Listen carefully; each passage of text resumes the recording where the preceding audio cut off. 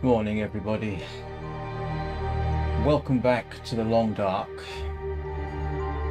If you were on my Warframe live stream earlier, welcome back. That turned out to be a very successful live stream for me. I think it was something like 174, I apologize, views, which was very gratifying, so thank you for that. So where are we? Well, yesterday Astrid managed to make the moose skin cloak. So now she is wearing a moose skin cloak and a bearskin coat. So her armor is significantly improved. I'm not sure if it can get much higher, to be honest, short of possibly wearing regular clothing rather than animal skins. That was actually the big thing yesterday. Even managed to harvest the rest of the bear on the way, so none of the, or very little of the meat went to waste. The biggest threat today, apart from wolves respawning in, is the respawning of the moose. And there is a sort of temptation to go and hunt it, except that I don't know that I really need to. In fact, I will definitely be considering returning to the Quonset hut on Coastal Highway. I'm going to have to give that some thought, because I'm not sure what else I might want to do here. I came here to hunt the moose, and I've done that. So, anyway, let's be about it and see what transpires, shall we?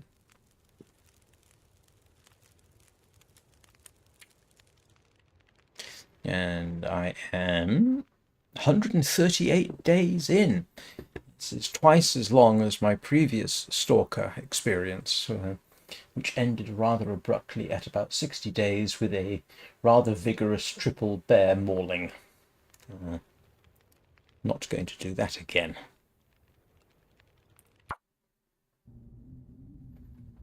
And if I got this right, it is morning. So there's the black bear hide curing away, and the various wolves that recently died. I think I have water for a while. The other thing we discovered yesterday, which was profoundly useful, which I had no idea about, was that you can use the top of the lighthouse as an outside location for sorting out cabin fever. I think I might have, let's see, yeah, I got a scurvy risk, so I need to fix that ideally. Let's see what we can do about that. I should have, where's my rose hips gone?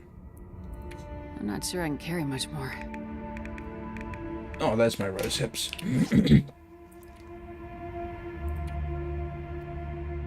Yeah.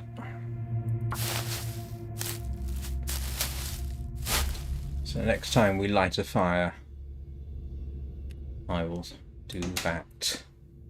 I always forget how many rose hips you need to do a preparation, and the answer is 24. I think I've got a bunch more back of those back at the Quonset hut.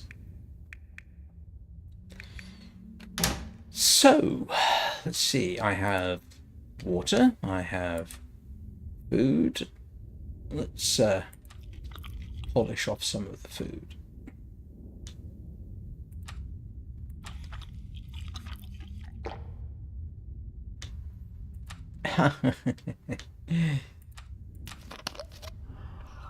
This place is starting to look distinctly bare now that all the reclaimed wood has been reclaimed.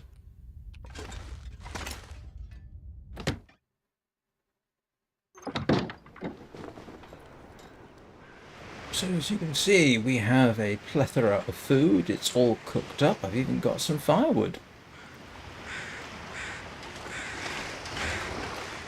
And like I say, the biggest danger I have to look forward to today is the moose spawning in? I think it should. But it does not appear to have so far. Of course, it could be out of sight. Typically see it on the bridge, kind of, which I'm not. Oh, I forgot to do something.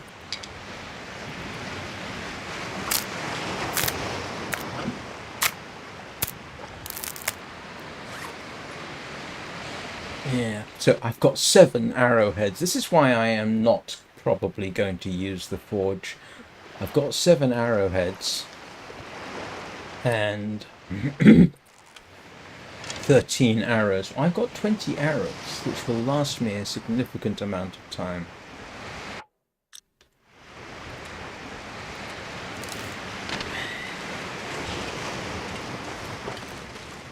Let's do a bit of beach combing. I am very, very tempted to go back to the Quonset hut.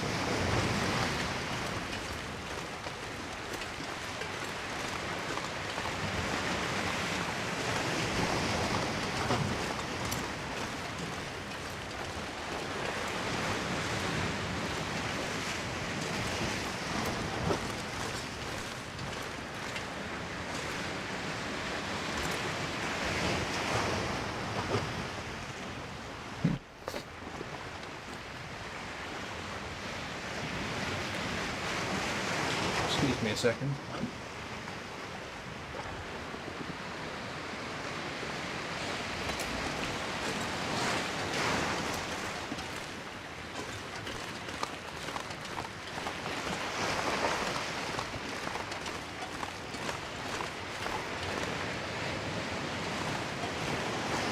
Probably should have taken food with me, but I'm not exactly planning on going very far.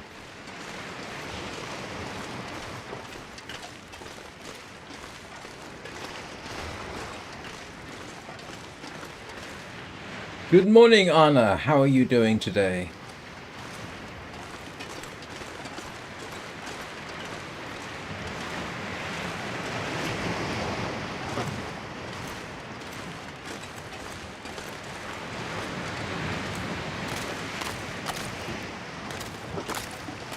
I really should consider heading to Bleak Inlet, you know. Reload the rifle ammunition if I can find some blasting powder. Lead shouldn't be a problem.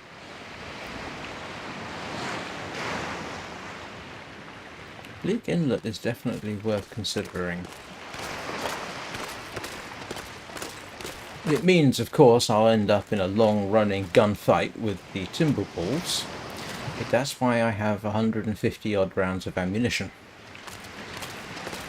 And then I'll be able to reload it.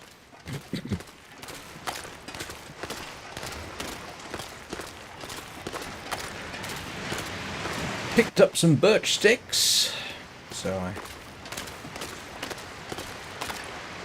can remake at least 3 arrows. The main reason for going to Bleak Inlet is to pick up the woodworking tools so that I can make a woodworking bench and a meat curing box. So there is a survival benefit to going there, regardless of the challenge.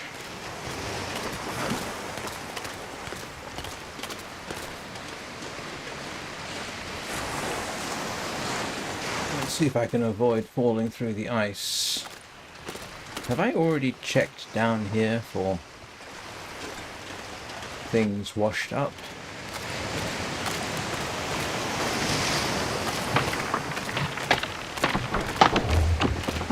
All is going well. This morning's live stream worked out quite well. I think members of my Warframe Alliance showed up. I posted in the Alliance chat to say, hey, I'm going to be streaming.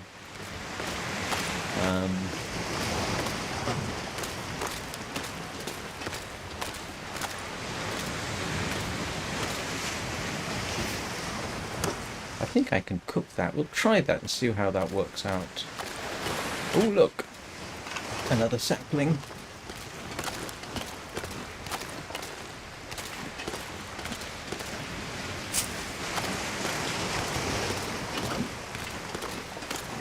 The reason I'm picking up the ruined fish I barely walk with this much gear. is because if I can cook it, it's a source of vitamin C, albeit not a fantastic one. But I should be able to cook ruined into an edible state.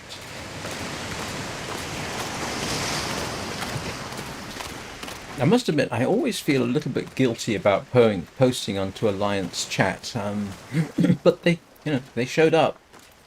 They didn't subscribe, but they showed up. I am potentially looking at something like 600 views in the last 24 hours.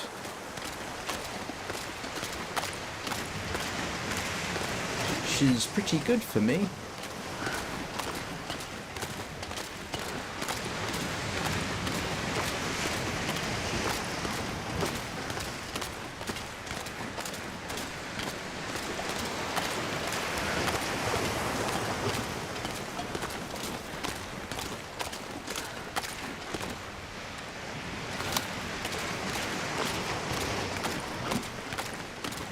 Yeah, I'm not seeing anything else down here.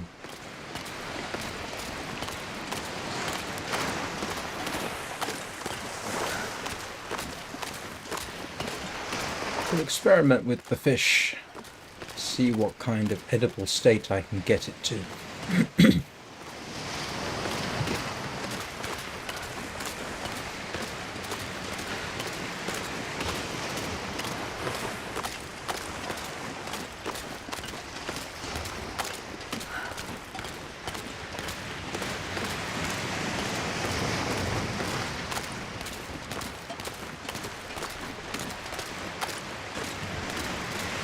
I am at least in a position to do some minor experimentation.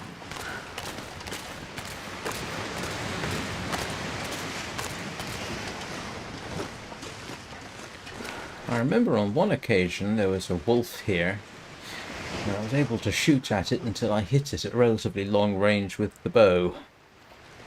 It was, where was it? It was over there somewhere, but I think I have, yesterday while I was wandering around, I did kill a couple of wolves.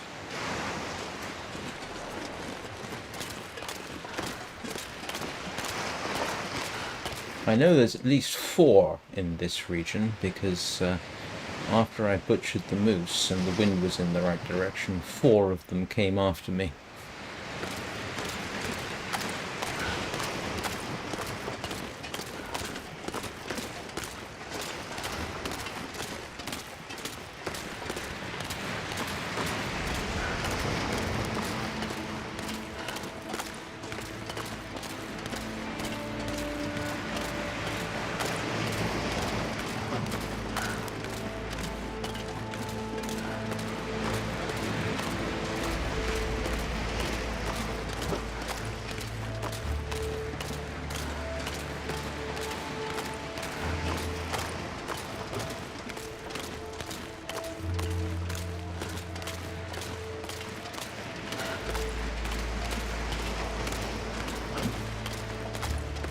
We'll head down the shoreline, off to the left, I think, just to see if there's anything.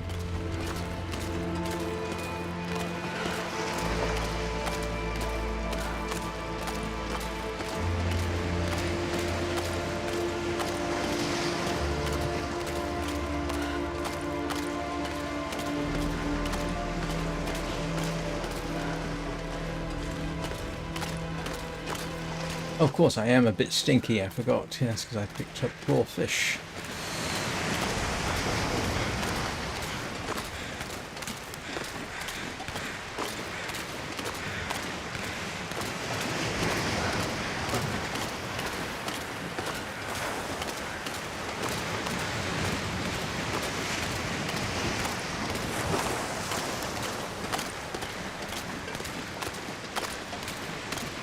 It is. It remains beautiful despite its age.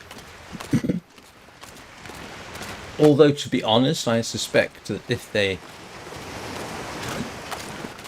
Well, they're not going to, but a revamped graphics engine, a modern one, would probably have about the same performance and look even better. But it still looks pretty good. Actually, you know what? Something like, I don't know what game engine Warframe uses. It could probably do this because they have some extremely large and elaborate areas in there. If you play the game and you're familiar with the Plains of Eidolon, you could probably use that, but I can't remember. I think the Warframe team, who by the way, some members of which developed the early Unreal Engine, I don't suppose there's any chance of that kind of crossover. Did I not hear that Black Frost is going to be using one of the Unreal Engines?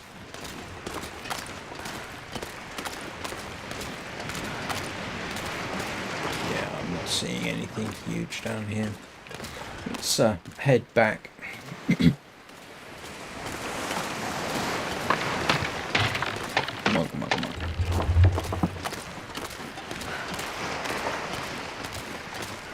Actually, I ought to be careful. If that moose is back, I don't want to be too close to its wandering area.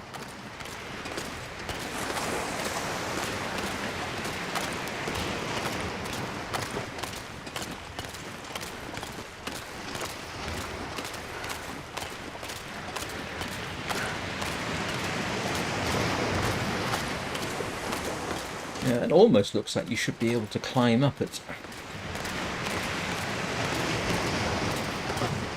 Morning, Danny. How are you doing? Morning, Peanut. How are you doing?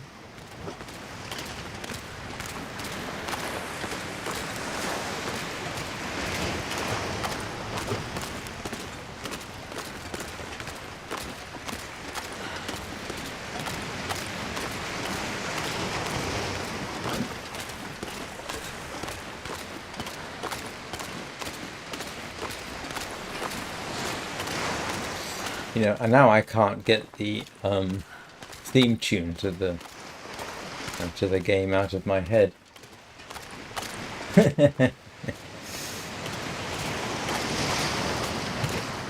You know, to the cadence of Astrid's walking there, you can actually play the theme tune in your head.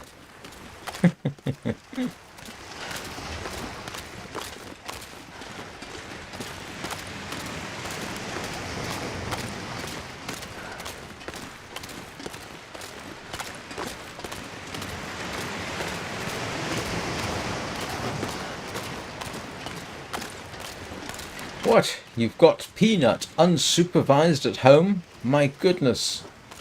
What will he do? Work with your mother's cat to try and take over the world? That's a Pinky in the Brain reference, in case anybody's wondering. What are we going to do tonight, Brain? Same thing we always do, Pinky. Try to take over the world.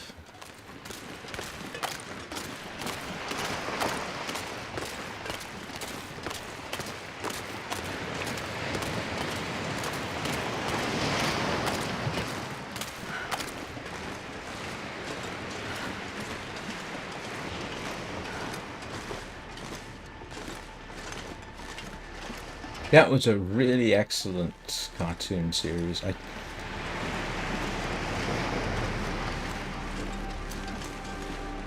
I'm not sure necessarily that children in general appreciated it, but their parents certainly did, or some of them did.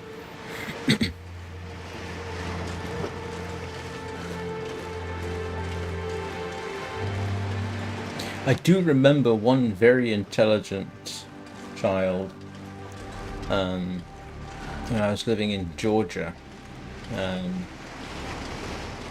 who was actually singing to herself one of the songs from it, and I can't remember which one it was. The other children around her just didn't get it.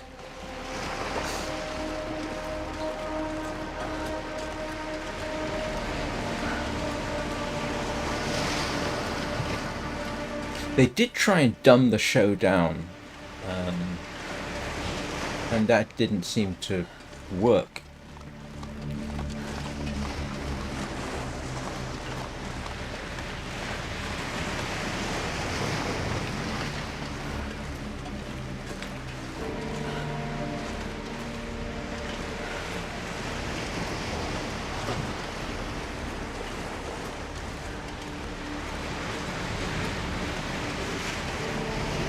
That concept armor has actually received some attention in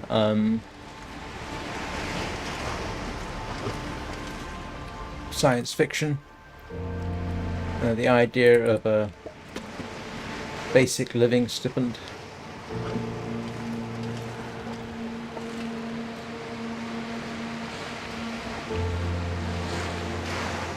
I need more sticks.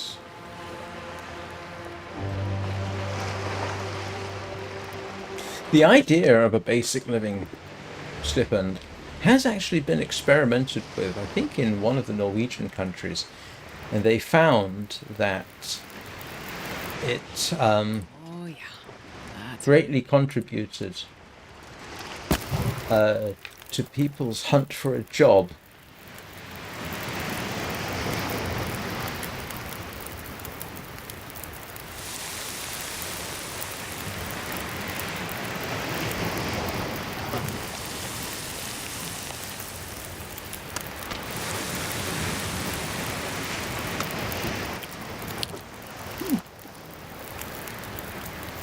Oh, thank you very much.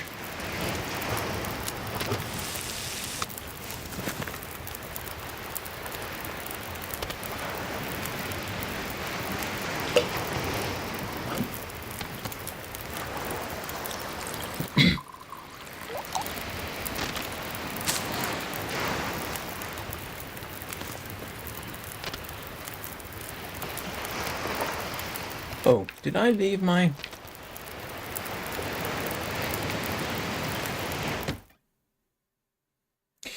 Yeah, because of the lack of pressure, it made a lot of difference. Of course, certain individuals have said, oh, if you do that, people will just simply not try and work. But the Norwegian experiment, I think it was Norwegian? Yeah, it seems to indicate otherwise. Means people can take their time and...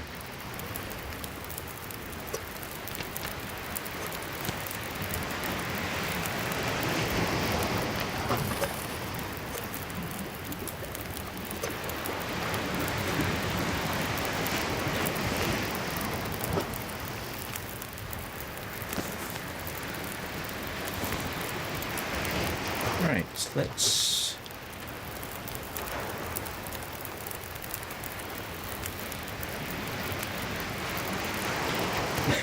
Treatment did not do any.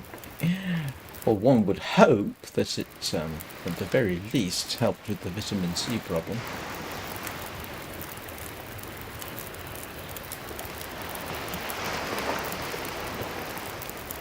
Ah, the wind is really... Why am I so stinky? Oh, okay. Yeah, that would tend to explain it.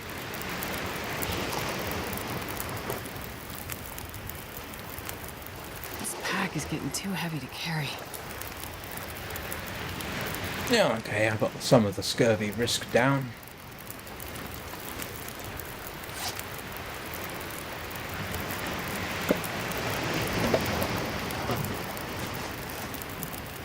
Well, we're relatively good for now.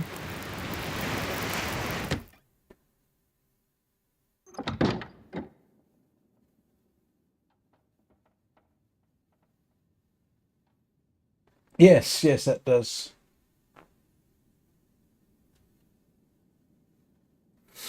Yeah, people stay in jobs far longer than they really need to, I think, under circumstances when, if you had the option you would probably leave. Well, this is going to sound vaguely political, but the American work system is designed to favor the employers. In Europe, at least, in principle, there are laws in there to protect the employees as well. I much prefer the European system, having lived with it. But, you know. Right, sewing, frozen angler, wilderness kitchen. I don't need the wilderness kitchen. I'm not sure I can carry much more. I'm not quite sure why it's going to improve. Yeah. I don't need the wilderness kitchen.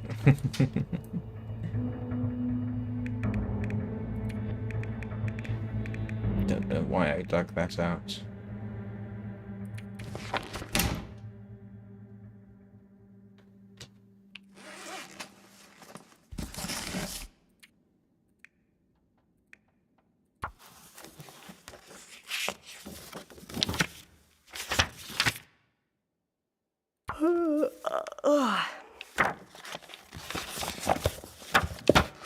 Alright, that's one more thing done. Mental note to self, there's the poster, and... oh, there it is, yes.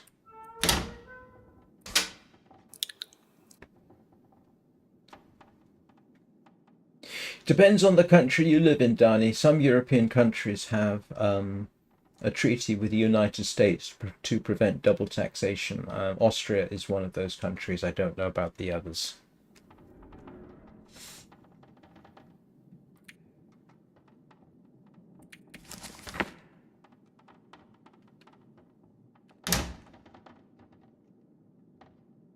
Ah, that's a shame.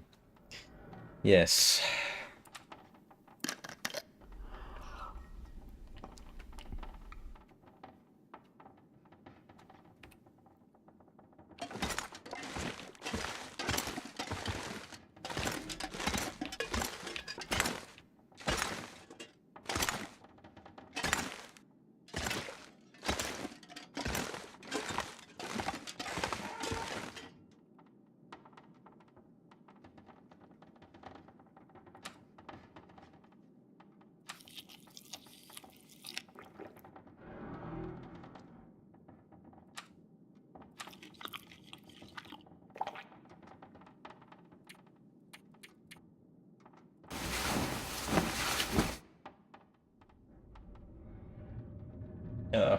Yeah. I mean, when I was in Austria, you know, there were rules. You got overtime. Everybody worked overtime. In fact, we were asked at one point not to work so much overtime. The downside is you were taxed at 50% on your overtime, but you still got paid overtime, which was very useful. When I was laid off because they were basically starting to close down the place I was working at, getting onto Social Security in Austria was no problem. It was generous. You could live easily off Social Security with a family. You know, the only stipend, the only thing that they said I had to do was learn German, which I did.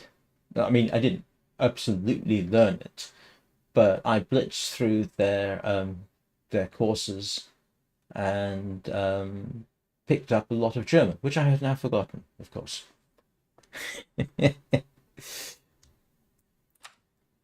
But yeah, no, the yeah, Social Security in Austria was very generous. The health system is magnificent. The education system is fantastic.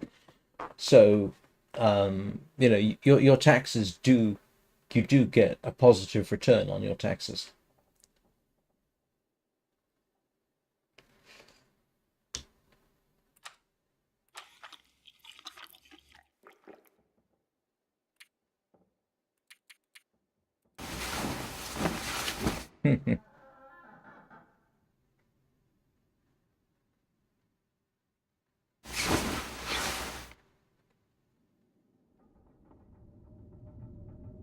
Yeah, when my son was born, I took a couple of weeks off until my ex-wife was ready to, and I think I wasn't. I think that was unpaid. I mean, I was allowed to take the time off, but I believe it was unpaid. Um,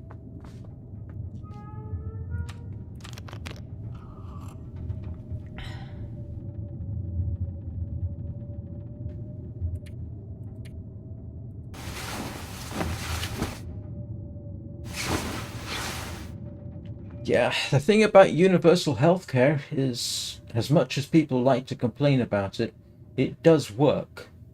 It genuinely does work. I have benefited it from in this country. Um, it's not perfect. No system ever is, but it's certainly better than many of the alternatives.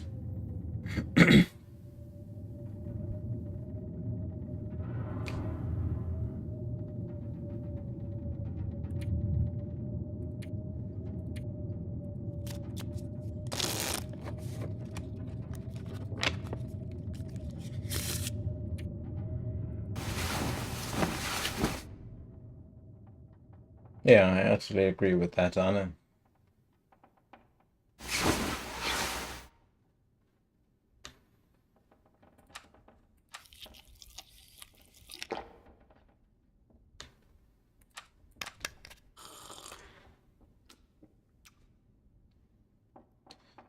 So, what am I going to do?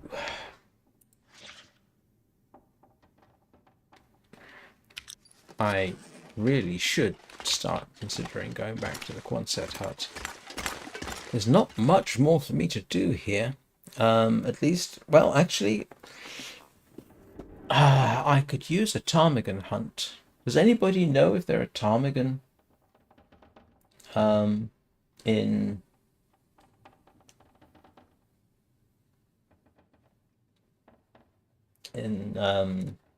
this region?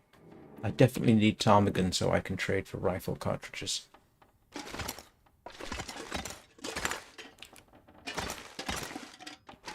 I really want to take my skins back with me, but that's going to significantly encumber me. What we need.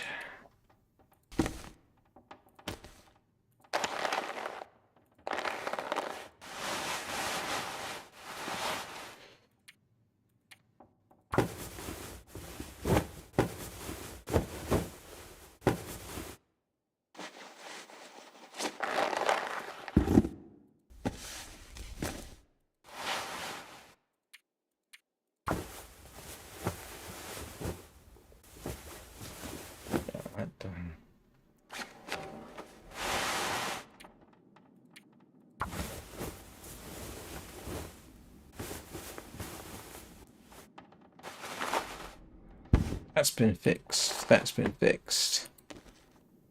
Ooh, I better repair that. Glad I checked.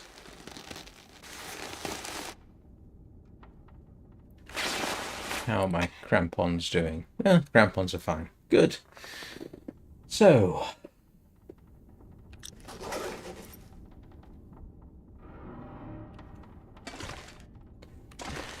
I made the moose skin cloak.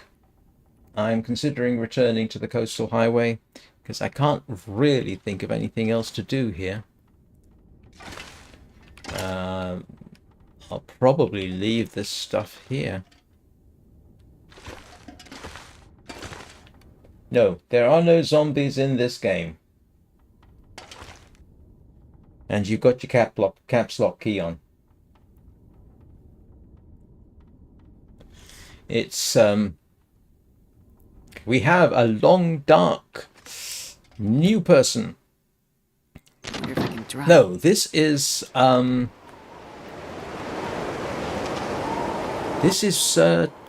believe it's been classed as survival horror.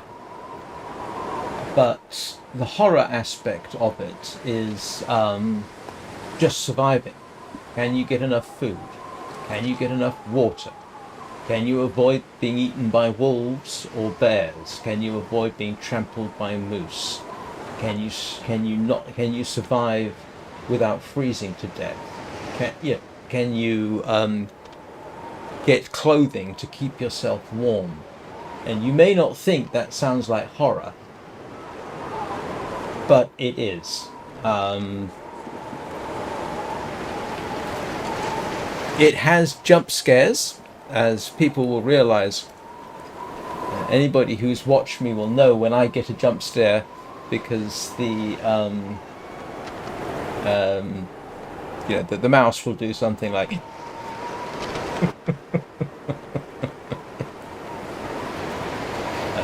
it is slow paced, deliberate.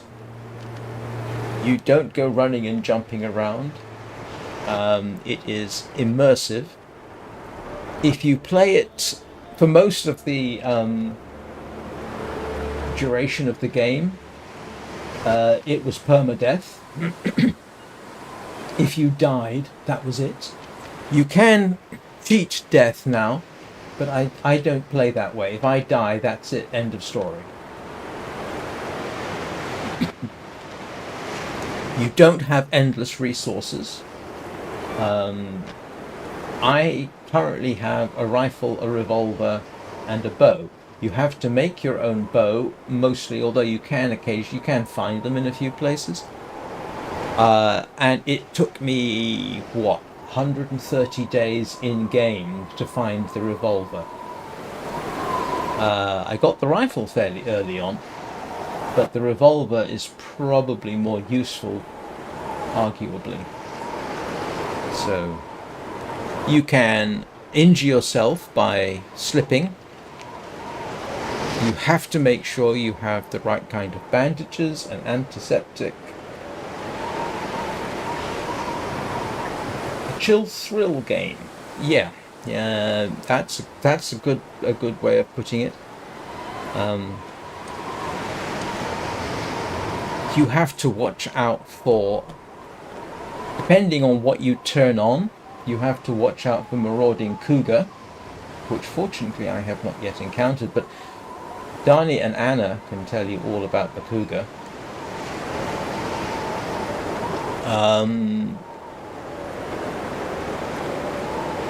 There are no people in it that you directly encounter.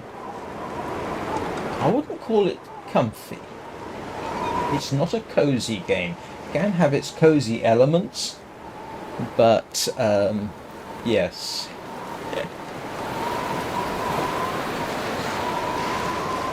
And I'm not seeing the moose, which doesn't really matter, because if I head back, I have no real reason to head back in that direction, to be honest with you.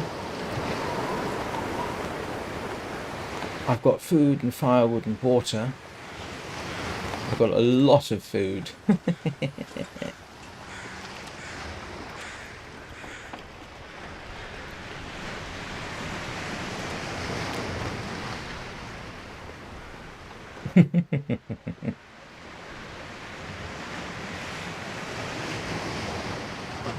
Hello, only Francois. Don't believe I've seen you before in chat. Welcome. It's entirely possible that you have been in chat and I've forgotten or didn't notice, so I apologize if that's the case. Well, what I can do is take the opportunity to... Where's my book? I've got one more book. Yeah.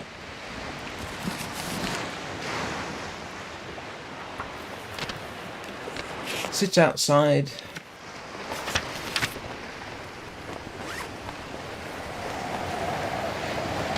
And hope it doesn't get too cold.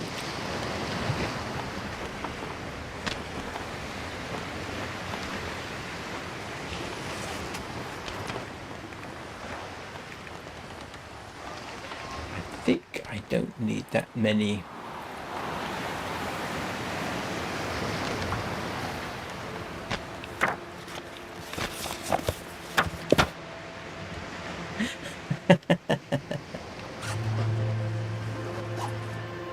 As I say in Warframe, always pet your Kubro or Kavat. Yeah, you don't want to pet the cougar or the bear or the wolves or the moose.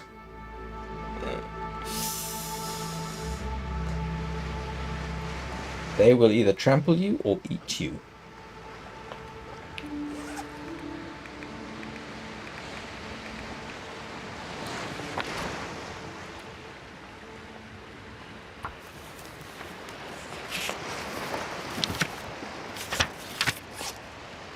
What I'm doing there, outside, you have to be careful with. This particular region is safe.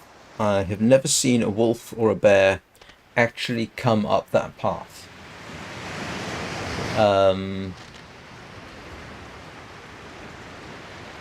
But there are places where if you did what I just did, you could end up lunch for something.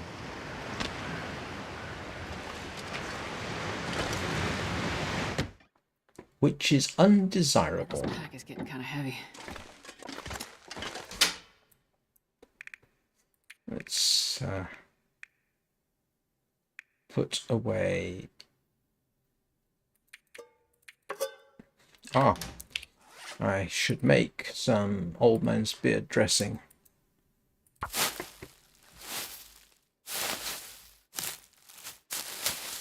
How am I doing for bandages? I got 6, 9. Okay, we're pretty good.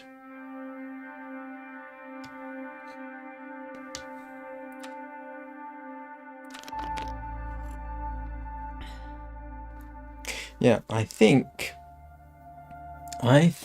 I'm going to head back to...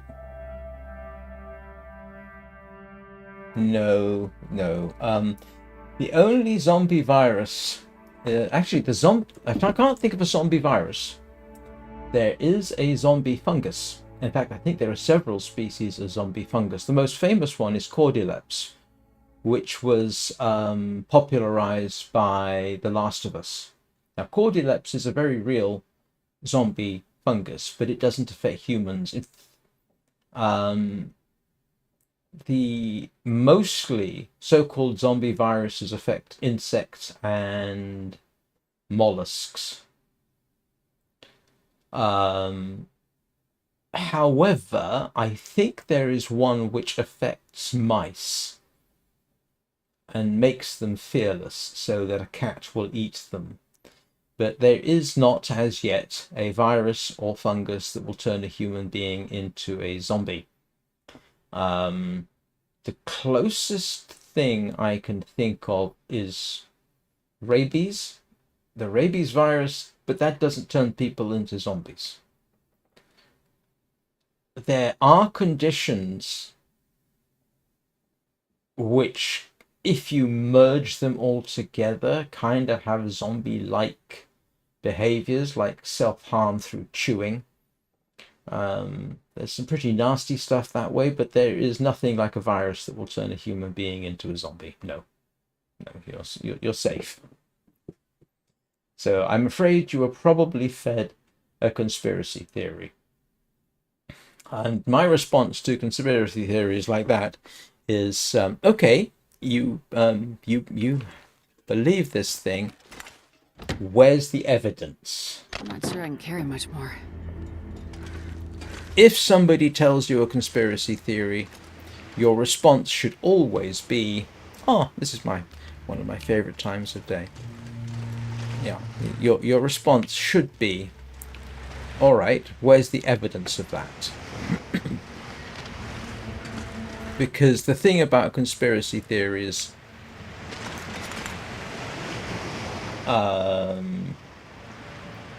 is they are never what you think. There are conspiracies, absolutely, of course there are, but some of them, most of them, moon landing, that's, but we never did the moon landing. There's actually no evidence of that. That's it. Yeah. Yeah, the moon landing conspiracy theory. No, that's a very very poorly done conspiracy theory, and it is completely bonkers. It has got absolutely no evidence behind it, except the wild imaginings of a bunch of people. The flat earthers like to claim there's a conspiracy to hide the fact that the world is flat, except there's no evidence that the world is flat. Again, all you've got is the deranged ramblings of, let's face it, uneducated people. Trying to think what else. The flat earthers, in addition to flat earth, some of them think that outer space is not real and that NASA is one giant conspiracy theory. Again, they've got no evidence for that. I could go into these. The chemtrails conspiracy theory. Again, there's no evidence for that. I'm amazed that that one is still ongoing, but that, there's no evidence at all. But again, you've just got someone's imagination, and that's it.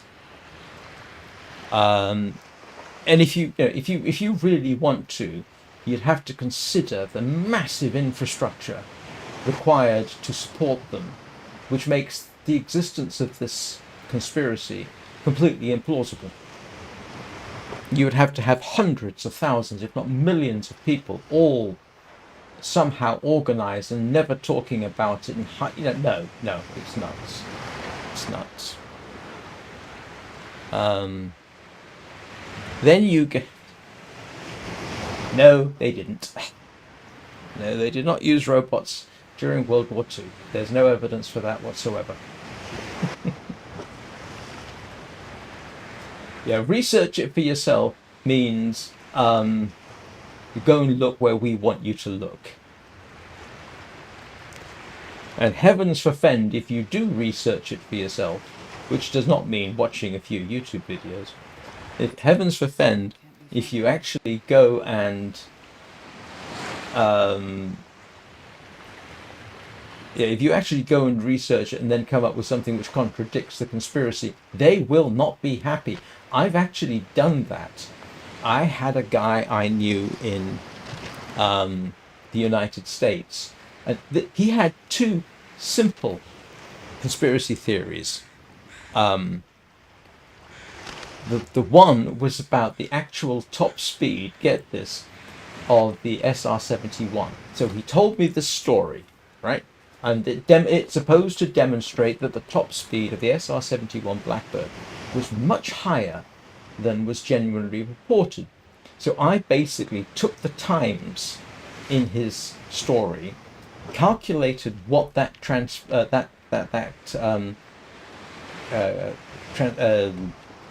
to airspeed, found out it was well within the known top speed of the SR-71, and told him. He was not happy. No, there is no zombie virus. Yeah. No, there's this. Well, correction, there is no known zombie virus. And if you say, well, the CDC has a... the CDC has actually done studies on zombie pandemics, but that doesn't mean they've got a zombie virus. I know of one military base. I'm trying to remember the name of the guy. He's actually a YouTuber. He was based out of Afghanistan. And just for a joke, they came up with a contingency plan in the event of a zombie invasion. But no. If somebody says to you, oh, America has a zombie virus, what's the evidence? Stories are not necessarily evidence. So, no. Stories can contain evidence, but Yeah, the conspiracy theory stories don't really contain evidence that I'm aware of. And again, you know, oh, you've got this idea that the United States has a zombie virus. Okay. It's not scientific, but the response to that would be, okay, prove it. Now, I don't mean prove it in the sense of mathematics. What I basically mean when I say prove it is I mean, okay, what's your evidence? And if they come back with more stories, that's not evidence.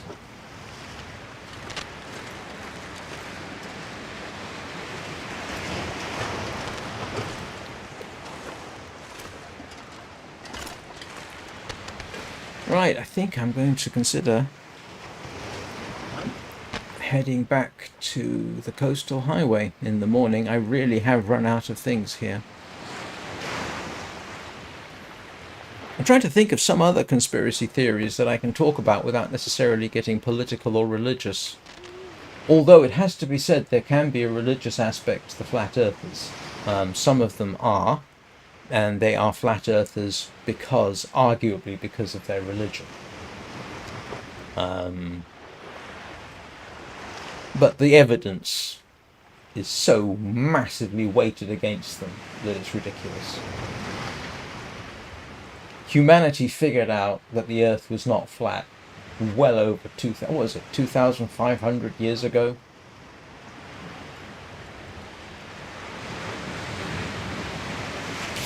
Strangely,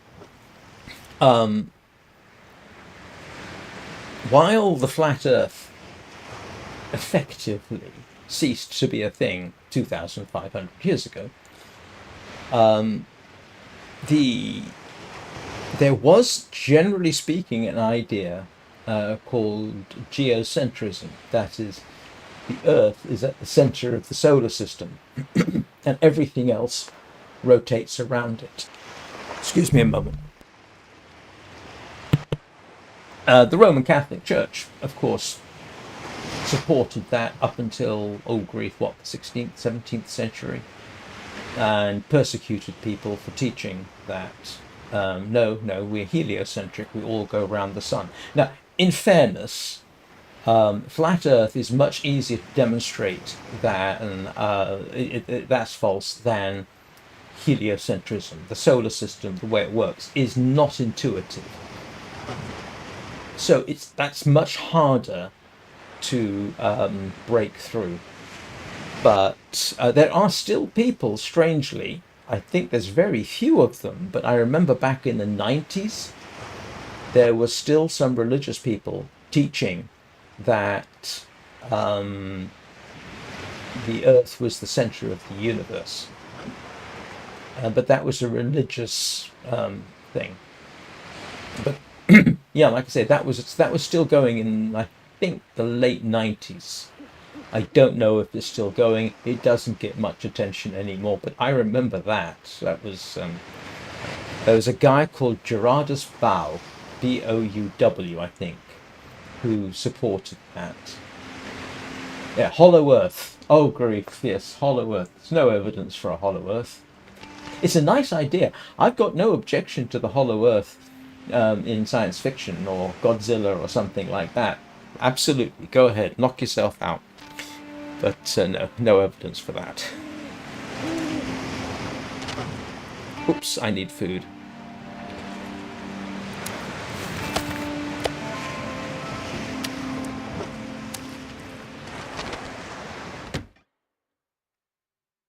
I wonder if I can drop any of this gear.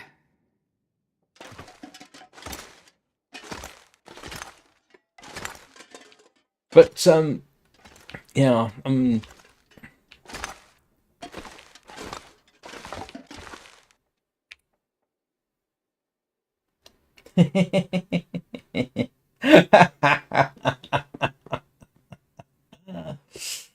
There's a good one.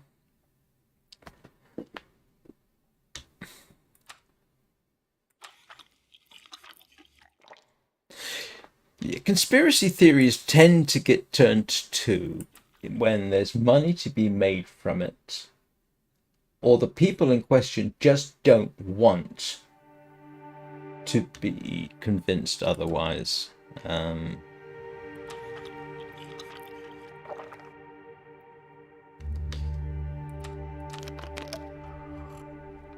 Oh, yeah, raw milk. Raw milk's fine until you get salmonella from it.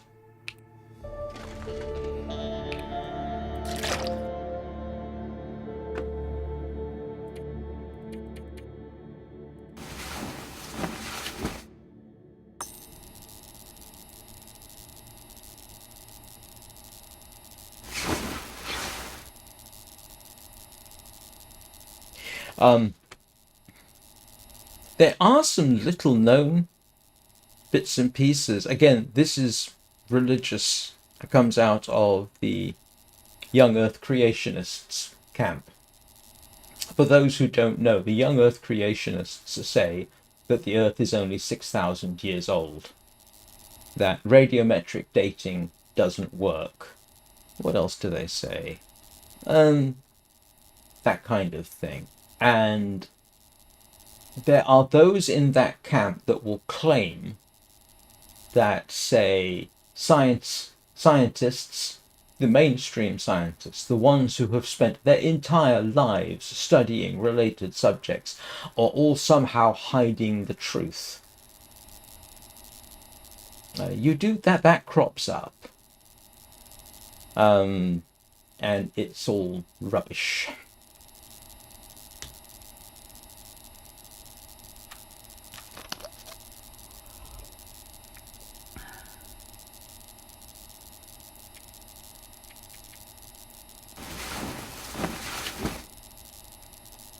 Except for the fact that raw milk will give you salmonella under the wrong circumstances. There's a reason that milk is pasteurized, and it is for safety.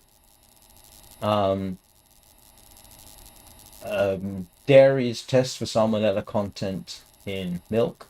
It is, yes, a lot of the time you'll be fine. People have been drinking raw milk for centuries. But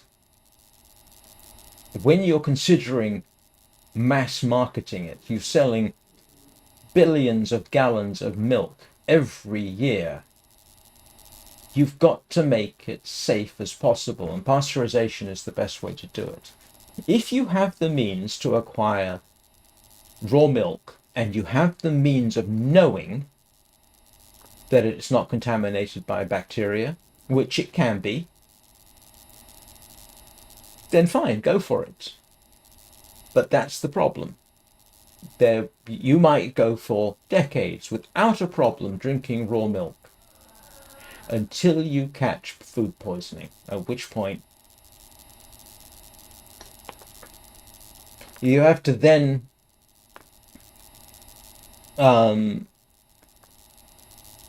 that is the problem. You do. Again, yeah, I don't know whether raw milk is better for you than pasteurized. There's probably debate on that. But when you're mass marketing to the general public, you've got to make it safe. You've got to, underlined multiple times, because you don't want people getting food poisoning. Organic food, is organic food taste better? Arguably, yes. Can you mass market it? Yes, but you have to be so careful. There have been numerous E. coli outbreaks coming out of the organic food industry because it got contaminated. When you are trying to feed billions of people, safety has to come first. But we're not talking conspiracy theories here. We're talking feeding people.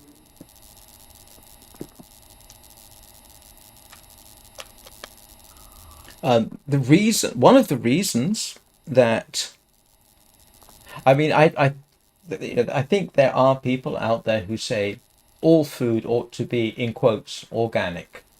Of course, all fruits and vegetables should be organic. There's a problem with that.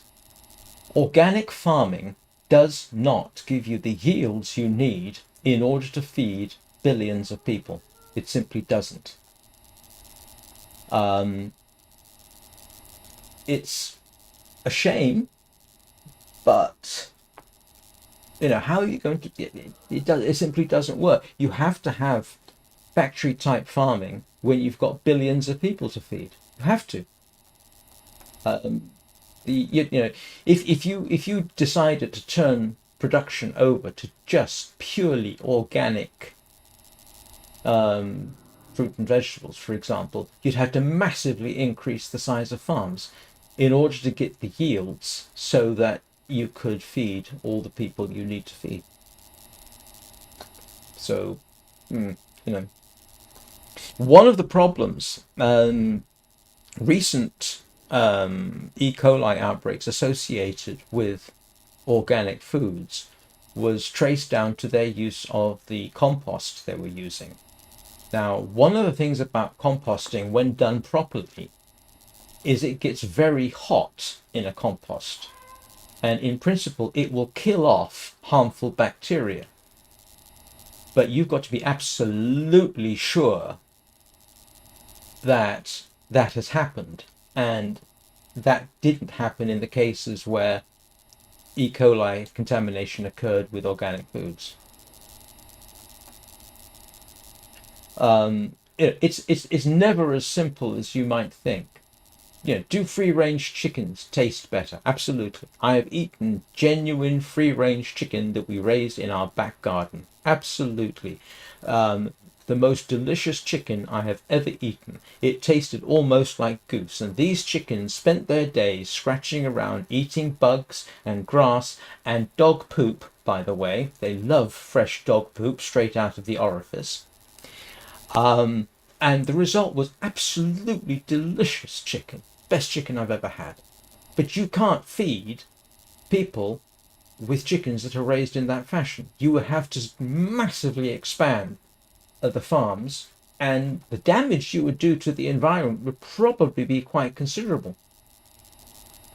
You can't win, can you, really?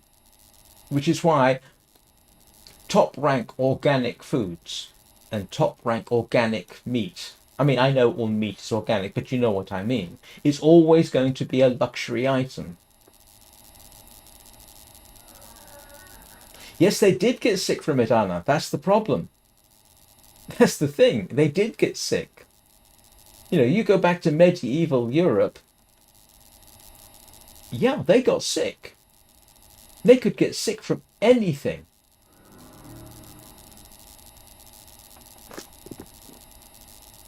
That's there are people out there. Oh, we should get back to nature. Fine, you go back to nature. You get cholera. You get dysentery. You get food poisoning. Go right ahead. Because that's what's going to happen unless you're very, very, very careful. You can't feed billions of people with raw milk and not have the occasional food poisoning outbreak. Again, unless you're extremely careful. You could do it for a limited number of people, but you can't do it for an entire population. Yeah. Sorry. I'm getting emphatic. I apologize.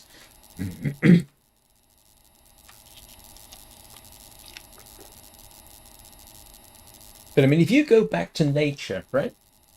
You consider what that means. No antibiotics. Straight off the bat, you're not going to have antibiotics. So that any scratch, any cut, any damage you do to yourself has got a high chance of getting infected. To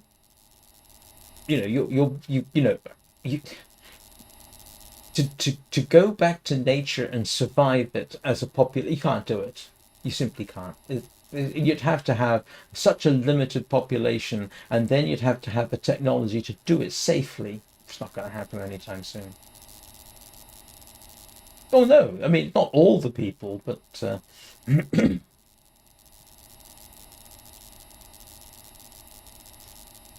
yeah, but I wouldn't want to go back to living like a medieval peasant, would you?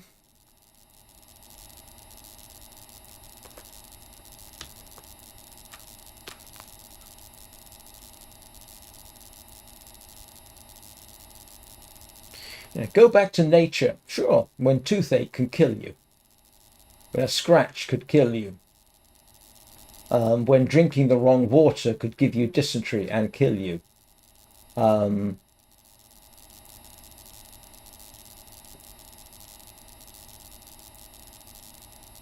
Yeah, and I don't know, and I don't know what their food poisoning rates are like, and I'd hate to find out.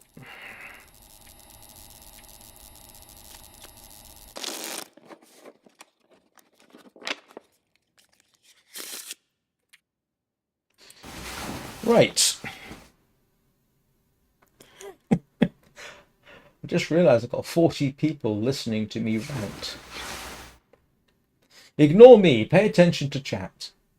They probably know more about it than I do. Right.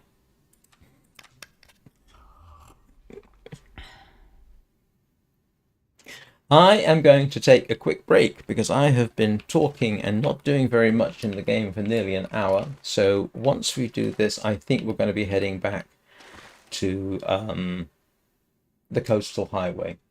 So yeah, give me a couple of minutes and I shall return.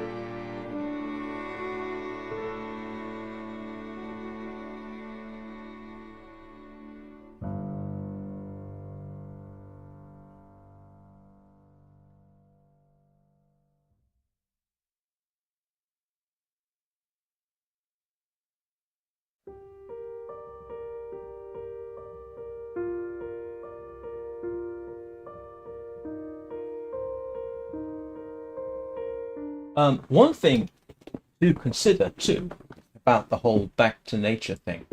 Um, I'm not sure if the correct word is archaeologists, but anyway, they have examined middens and latrines dating back to the Romans, to the Vikings, Classic example, Otzi the Iceman.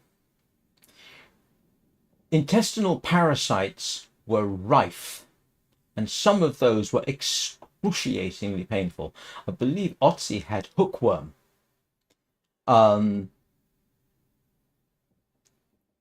And that's something you would have to avoid. Now, you can kind of avoid it if you're careful. If you got back to the nature environment and you're eating the meat that you have hunted or allowed to be free range, you've got to cook it thoroughly. No medium rare. You can't do that because parasites can survive in that. The reason we can get away these days with eating our meat medium rare is simply because our production facilities are fairly sophisticated. Here's an interesting one for you. Recent surveys of sushi restaurants in, I think it was Seattle, found that 1 in 10 of the fish had parasites in them. Now, a lot of the time, the parasites would die in your stomach because of the stomach acids and this kind of thing. But think about that a second. When you're eating raw fish, you've got a fairly decent chance of picking up parasites from it. I know that some people say, "Oh well, there's a reason you don't eat pork because pork can have parasites in it." Tell you what, any animal that's living essentially in the wild or in improper conditions can get intestinal parasites, and then they can be passed on to you. And that will have a dramatic effect on your lifespan and your quality of life. I would not have wanted to be Otzi. Otzi was a... No, that's not necessarily true. You can't be immune to parasites because they do not respond to things like antibiotics. If you stick a tapeworm, if you get tapeworms, you're stuck with it. Except modern medicine comes along and gets rid of them. But in other societies, in medieval societies, if you got intestinal parasites, you're probably stuck with them for the rest of your life. And like I say, Otzi, he was in his 40s, must have been in quite a considerable amount of pain because he had intestinal parasites, including some, I think it was hookworm, which is a particularly nasty one. Yeah, you can't, if you yes, yeah, this game actually in some respects, if you eat raw fish in this game, yeah, you've got a good chance of getting parasites. That's not unrealistic. So yeah.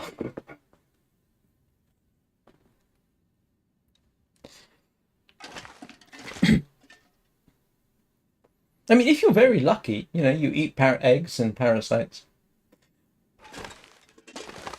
Well, the whole idea about, look, here's the thing. You're saying, oh, if you avoid viruses, well, actually, that's why we have inoculations and vaccines, right?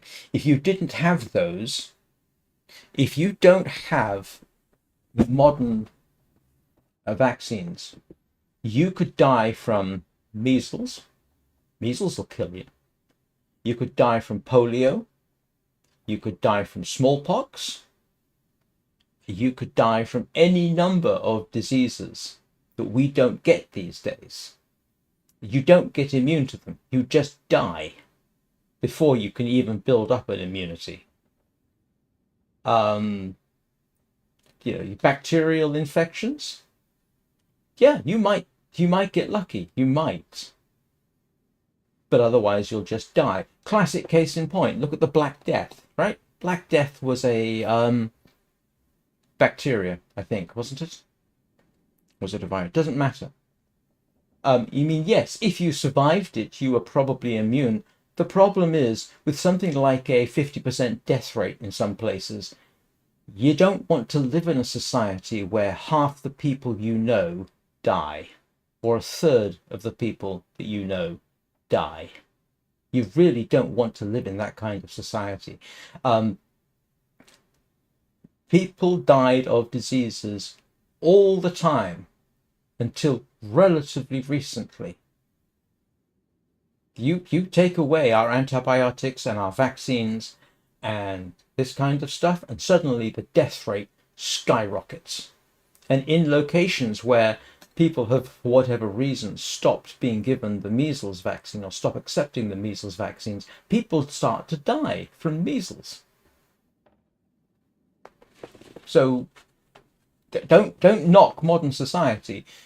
We live in, our if you go back to nature, your average lifespan will drop dramatically of a population. Even now, in the poorer countries of the world, it is no accident that peasant farmers and people who live off the land do not live as long as somebody who lives in a city and has access to vaccines and antibiotics and good medical care. I mean, you could get lucky. I was saying yesterday there was a nobleman at the Battle of Towton who was 72, and he fought at the Battle of Towton. Now, I don't know what intestinal parasites he had, but you could, if you were lucky, live quite a long time. But that was the exception rather than the rule. These days, most people can expect to live to at least 72 without a huge problem.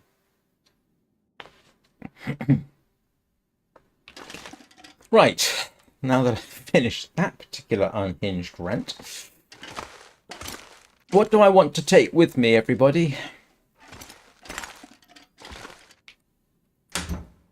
Let's see. I am taking my sticks. I don't need the rabbit pelts.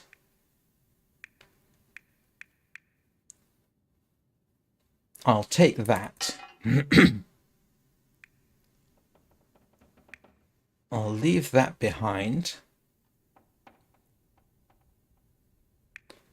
I should have... Where's my... There's my stick.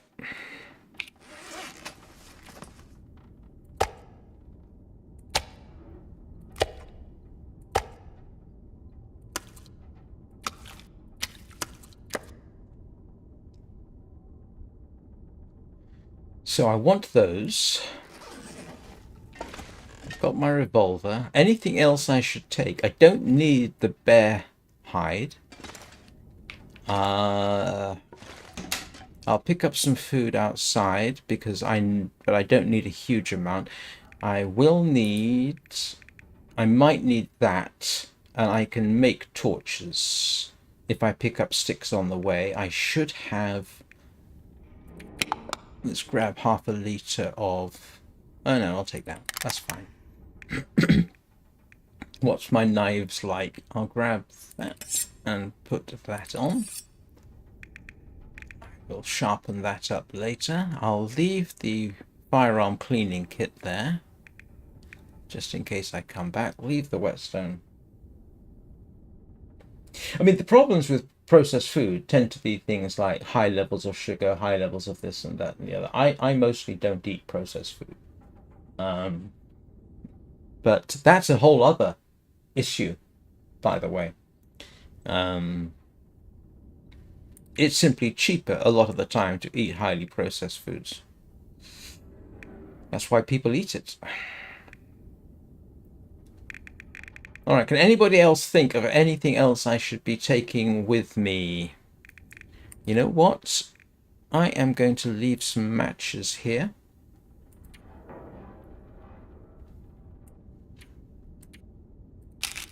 Just so that I've got that. Did I research the frozen angler? I don't know.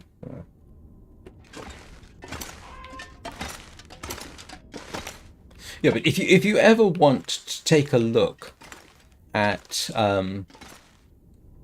what society might be like if we did this whole return to nature thing, have a look at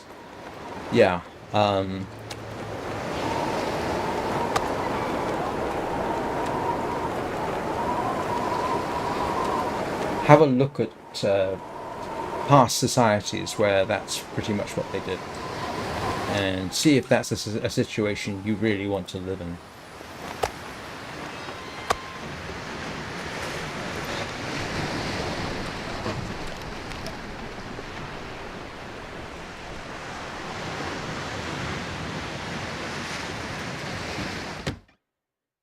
But I will tell you from my own experience, trying to eat unprocessed food, trying to avoid highly processed foods, to some extent, I'm not perfect by any means, is more expensive than eating the highly processed foods.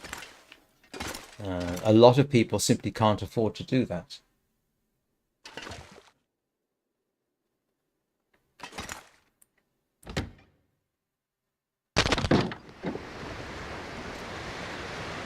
Okay. Do I have everything with me that I want? I think I do. You know what? Yeah.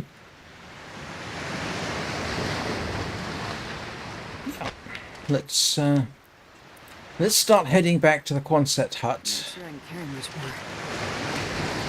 Yeah, she can just about run.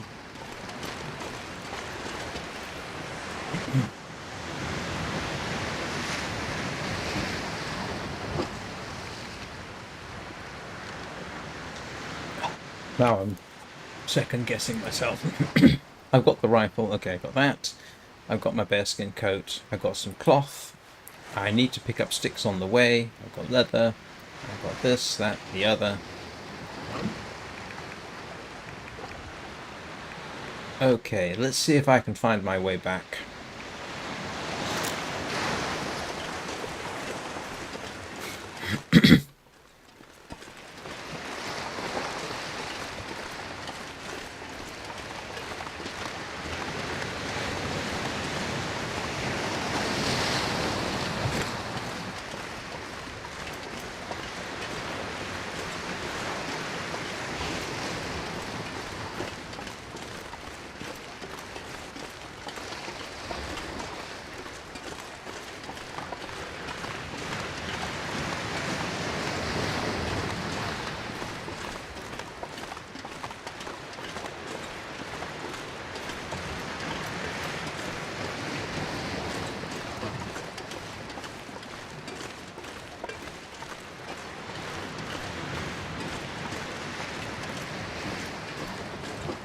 If I go silent and stop talking about what I've been talking about, it's because, yeah, now I'm getting ready for wolves.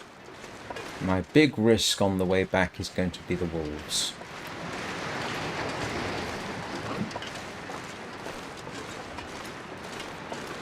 And hopefully not a moose creeping up behind me.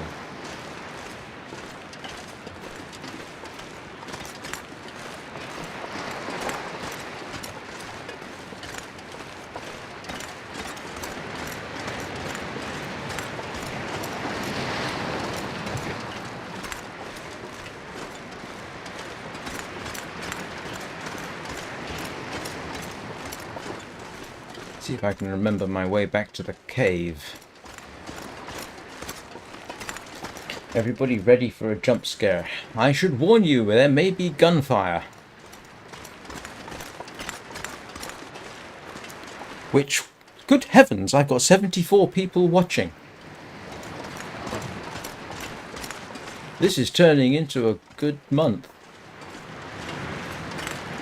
I've already exceeded 2,000 viewing hours this month and over 5,000 views, and the month isn't over yet. Sort of the last 28 days type of thing.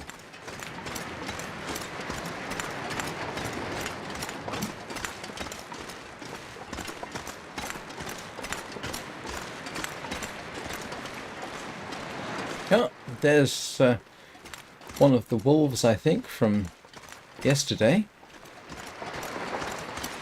There's several wolves in the broken highway, which is the bit we're going to be heading into after this.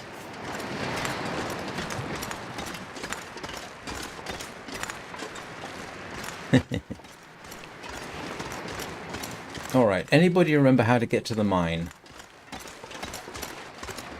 I do need to pick up sticks, though.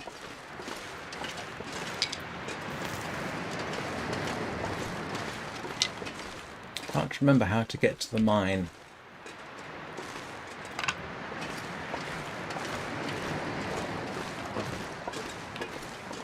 Anybody remember where the mine was?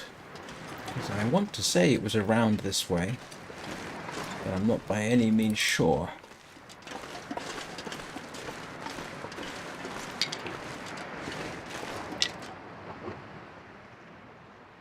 No, modern times are simply different. It's not really correct to say it's made.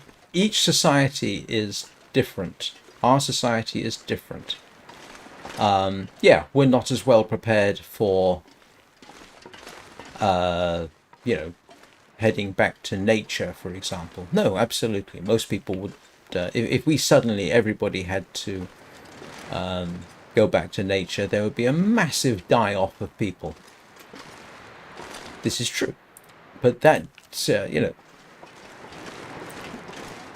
it's not, you cannot really say that living in a society where everybody is basically capable of living off the land, that's not necessarily a good thing. It's just different. And in fact, I would almost bet money that if you went back to the medieval period, you'd find that most people were not prepared to live off the land. You know, they would not be able to be hunter-gatherers. They didn't have that knowledge. They, the societies were adapted to the circumstances.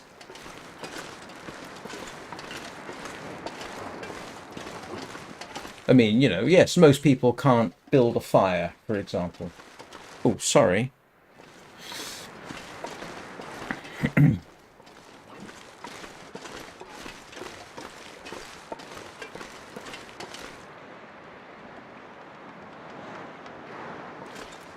No, we're not incapable. We're just incapable compared with previous societies. We are very capable within our own context.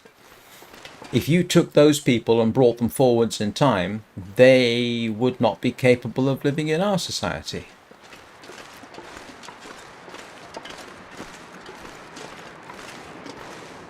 You know, does that mean that they are worse than us? No, just different.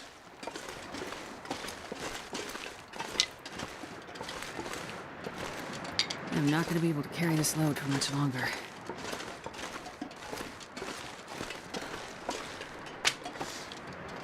I mean, if you go back to, you know,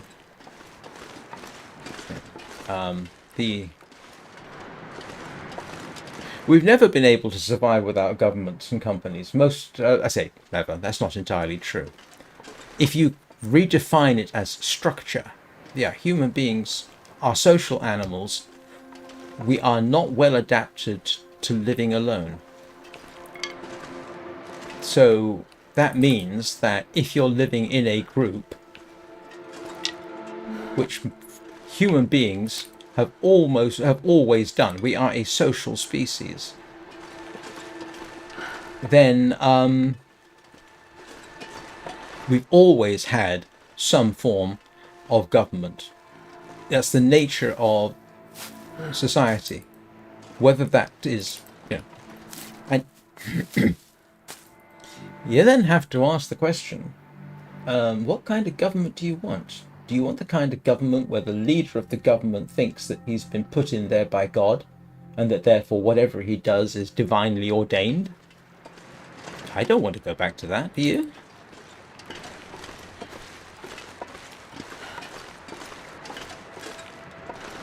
Ah, look at this. I actually did make it to the mine. I'm almost impressed with myself. I can barely walk with this much gear.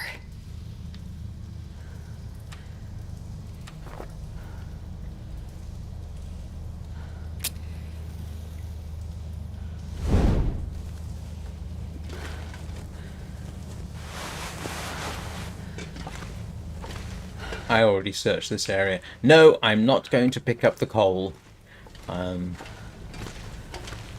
don't really need it, and I know it'll respawn and so on and so forth, but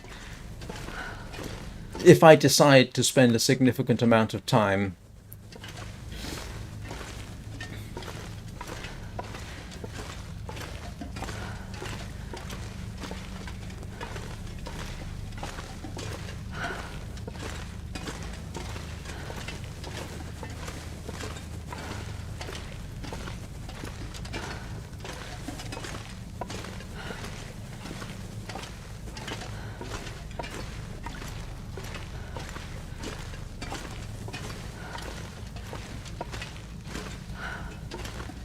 you can tell I've been down here before because of the abandoned torches. You know what? I probably should have made a torch or two before doing this.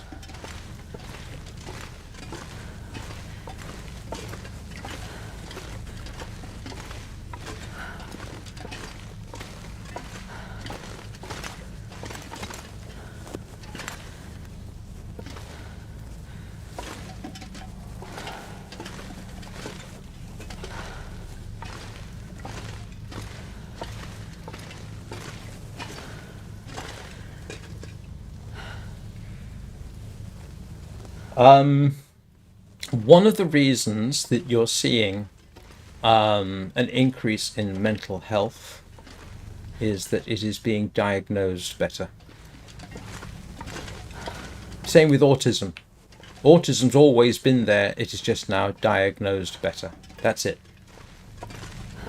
It's not because there's an increase of it, it's simply because we are diagnosing it.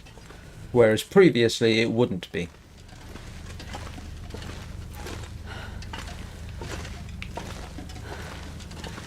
And I would far rather have better diagnosis than hide behind the assumption, oh, mental illness is a new thing. No, it's not. No, it definitely is not. You have a look at history and the number of people who clearly suffered from severe mental illnesses. And they had no treatment, nothing.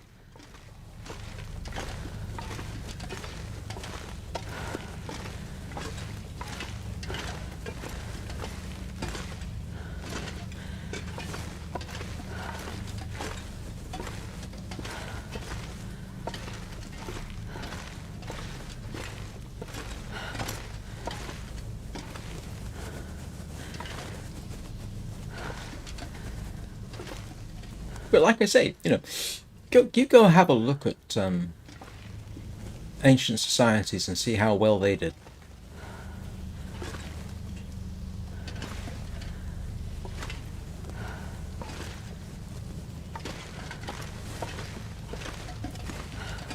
Good heavens, did I just go straight through?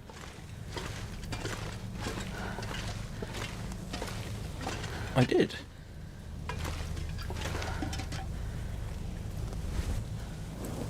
Oh. Yeah, I did. I am almost impressed. This pack is getting too heavy to carry.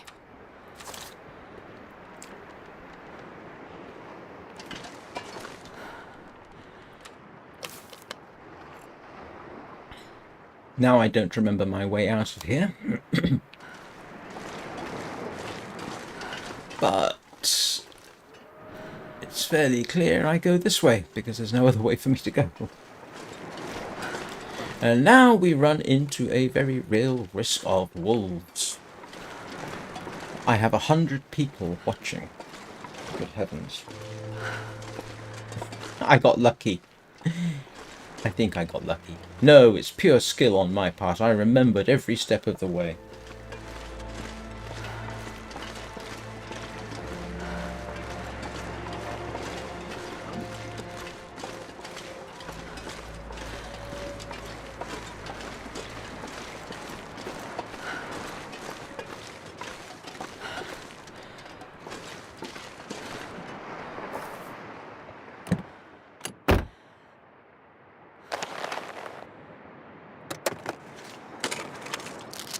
Never know. Could end up being useful.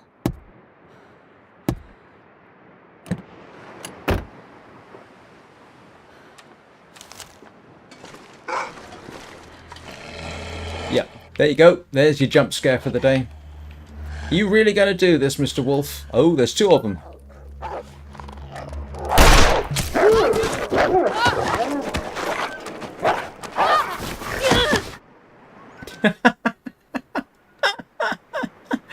Oh, that was funny. I shot it dead. Oh no, I'm all for children going outside. But then again, what kind of situation do you want them to handle with?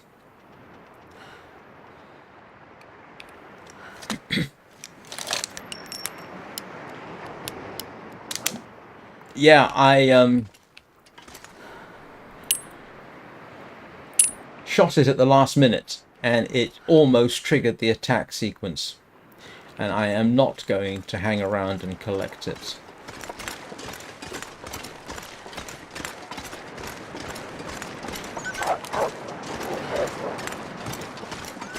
This is why I have the revolver. And 150 rounds of ammunition. Yep, and now I have to go round. Oh, there's a dead deer down there.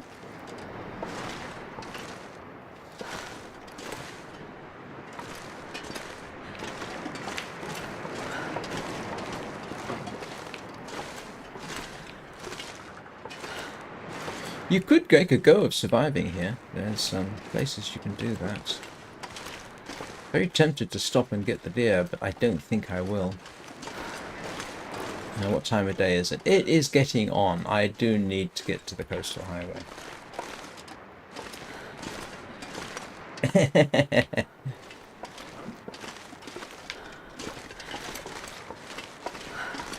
Oh, there's another wolf.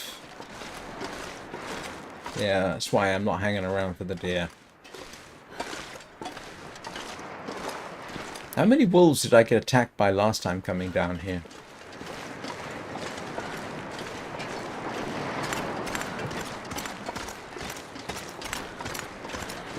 Well, that's a function of society rather than people. By the way, don't start thinking that people didn't suffer from stress. You imagine, right? You imagine you're a farmer 500 years ago. That was brutally hard work, okay? If you suffered accidents, you would probably die. I mean, or have a good chance of dying. You know, broken limbs, lacerations, this kind of thing. And if you survived, it would affect your ability to survive. You had to consider the fact that you might have a famine. You had to have enough food set up for winter. If you didn't, you would die and starve to death. And that was a very real problem that occurred a lot.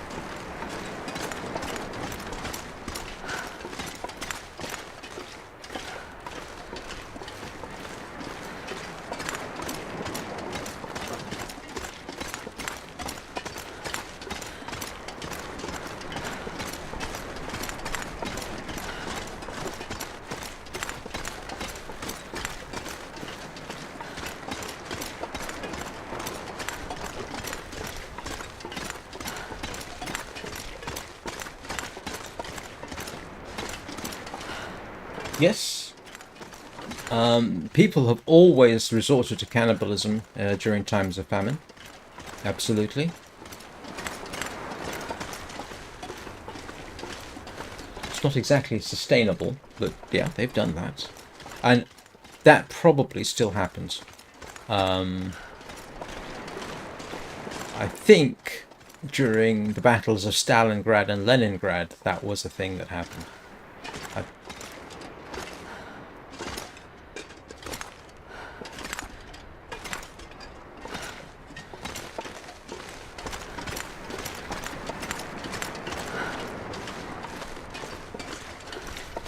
During the famines induced by some of Stalin's less advisable economic policies, people did resort to cannibalism.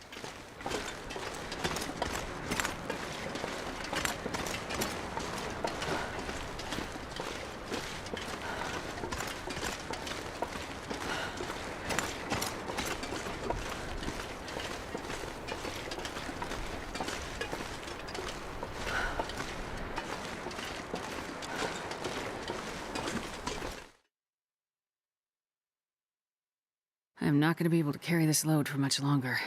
Oh, shut up. Not you people. Astrid.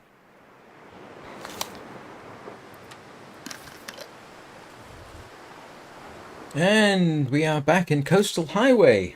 And we have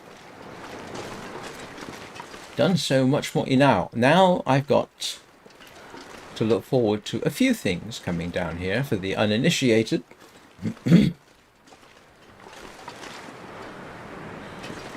No, I disagree. People have not lost their creativity. I don't think that is true at all.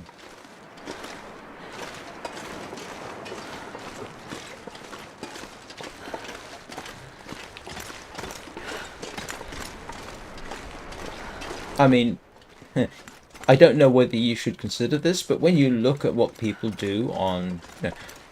hey, look at me. I'm creating. There are those who would probably call me a content creator. It takes creativity. It takes thought. It takes some small ability. Very small in my particular case, but you know.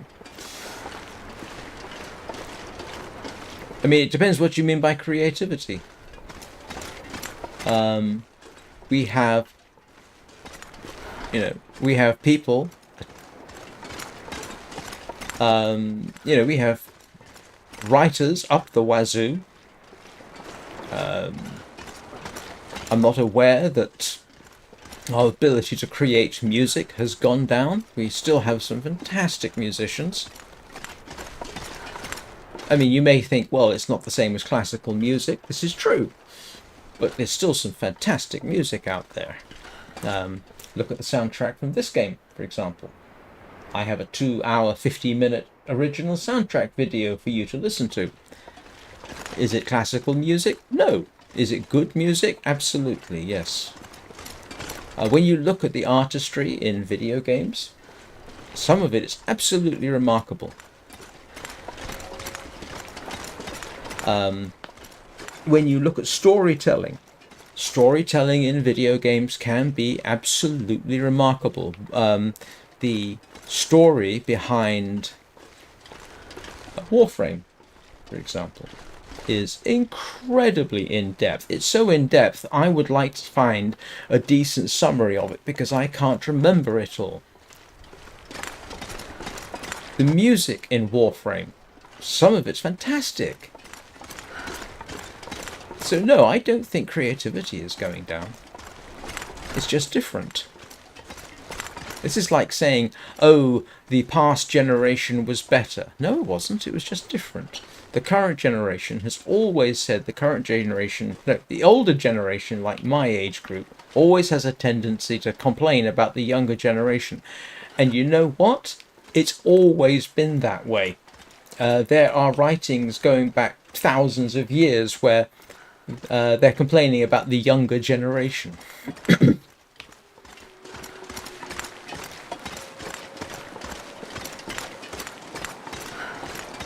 I don't think so.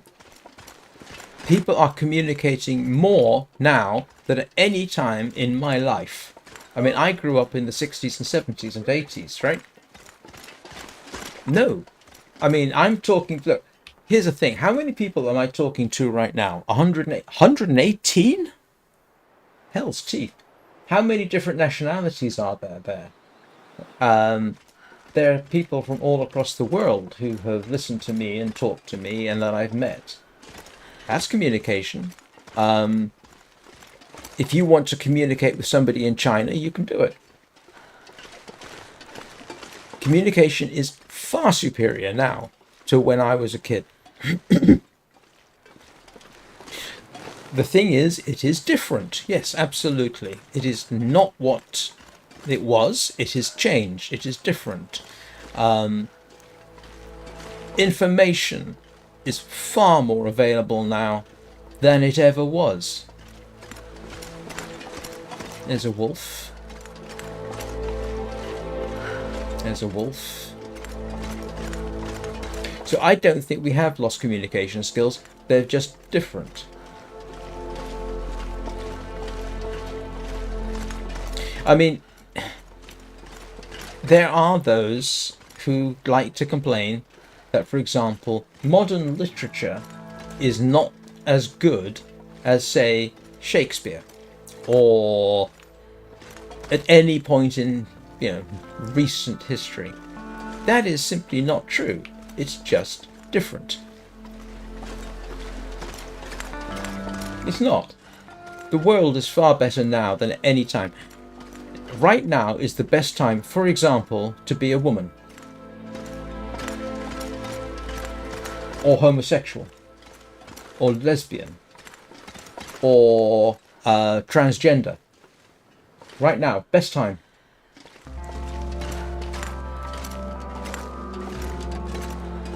So,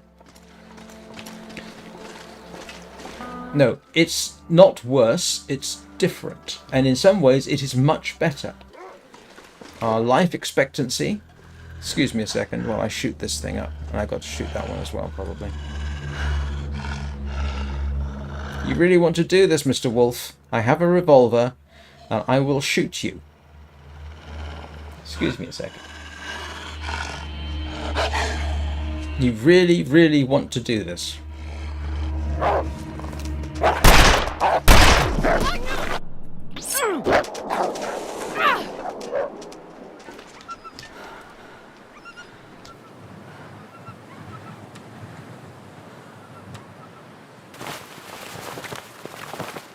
Well, it's dead.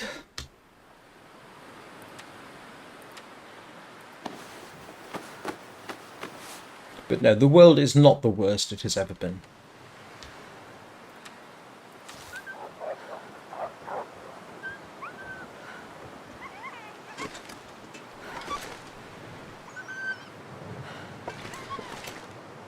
Yeah, there's probably at least one more wolf encounter due.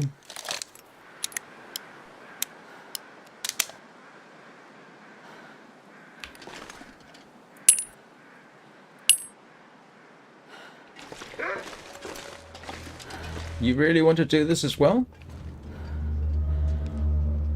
Yes, they have. Oh no, they've always been around. It's just that it was either illegal. Well, funnily enough, in England, it was never illegal to be a lesbian.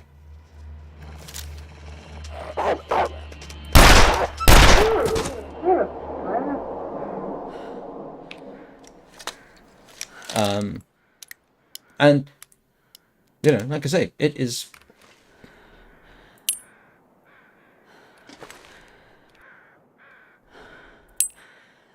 Again, best time there has ever been.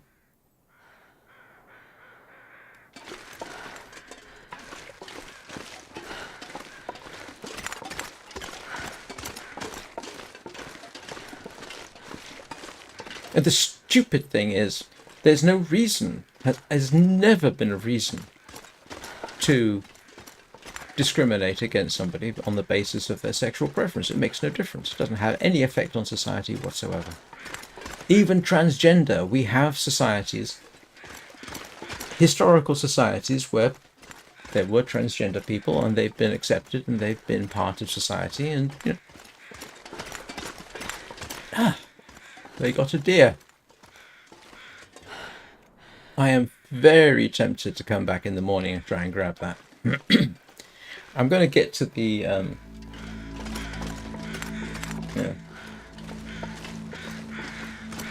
I mean, would you want to live in a society where, for example, being an atheist could get you burned at the stake? Having the wrong religious belief, if you expressed it, could get you burned at the stake?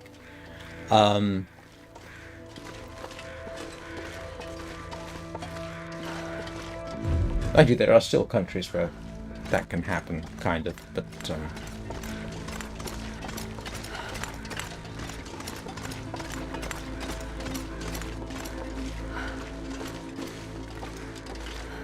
You know, if you roll the clock back 100 years or 200 years to some fictionalized ideal circumstance, you're not going to want to live in it.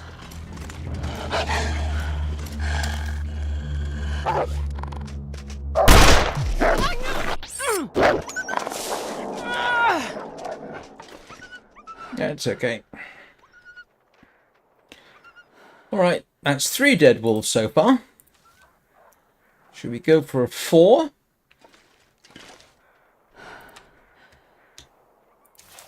Yeah.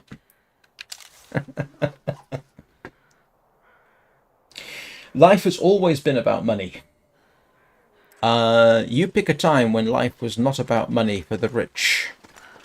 Always. It's never, you know, there's always been, the rich have always been with us, and they've always done things like that. I mean, if you, this might be slightly controversial, but hang on a second. Are you really going to do this to me as well?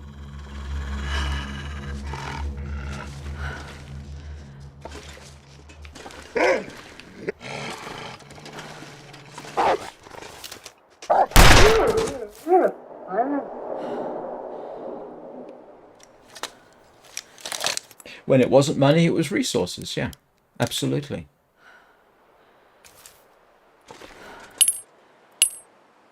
Well, got myself a bunch of resources. There's an interesting thing. And I'm not really sure.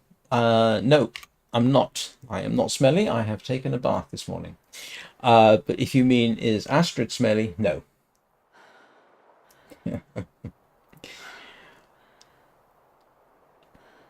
Do you know what? I'm not going to mention the thing I was going to mention because that might cause offense, so I will not do it.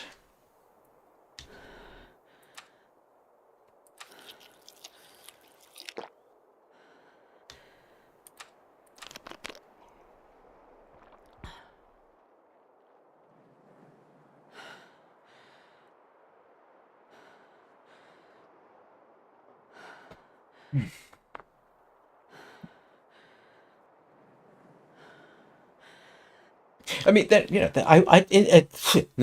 I'm stuttering. I can think of things I wish were different. You know, I wish that we still had chalk streams and wildflower meadows, most of which have vanished from, say, England. I mean, that's a shame. I don't remember the Lovelock Cave thing, but yeah, if your survival is threatened, all cards are off the table. And by the way, you see this in other animals as well. See it in chimpanzees, for example.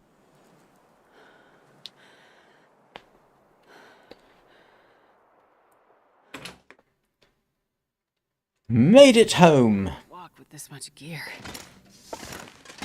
And this is the point at which I suddenly start regretting that I didn't bring all those skins with me. But look, I've got my black bear hide, I've got sticks, I've got wolves, I've got stuff. Yay!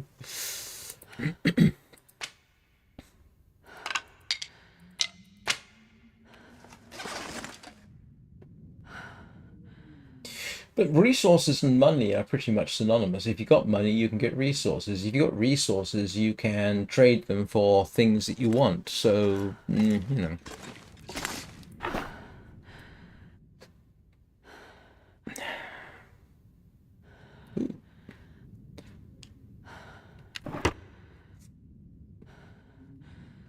The problem is there is no...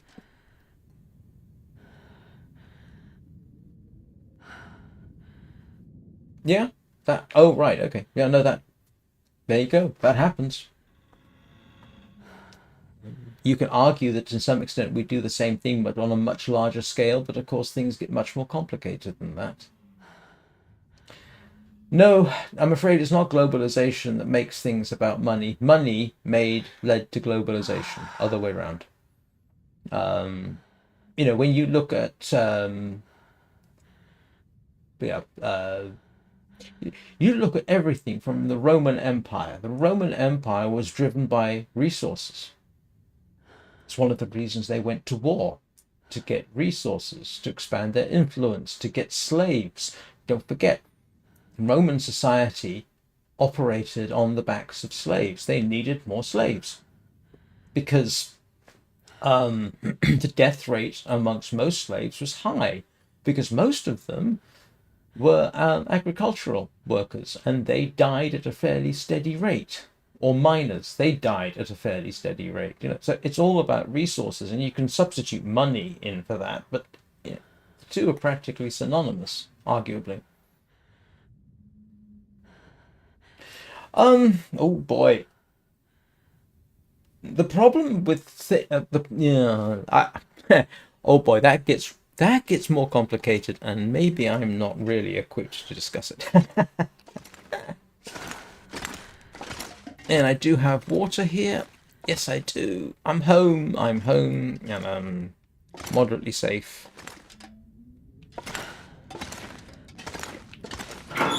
Okay, what do I want to transfer over?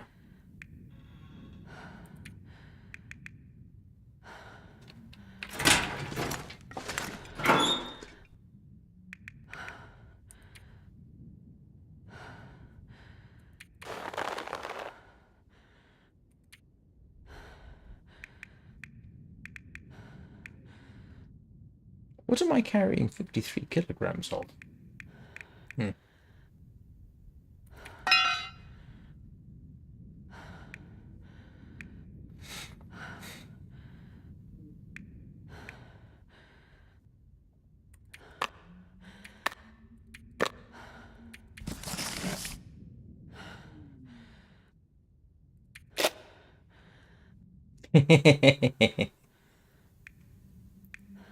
Yeah, a little bit of that. And those could use reloading.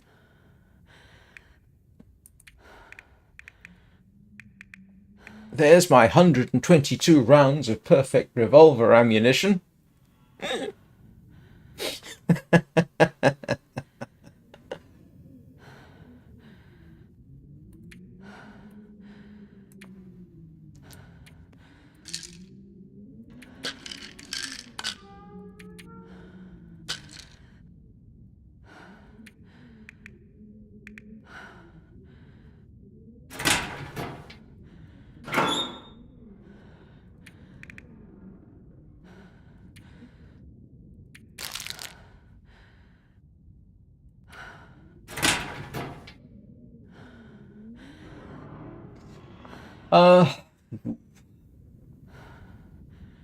People have always helped people or not helped people.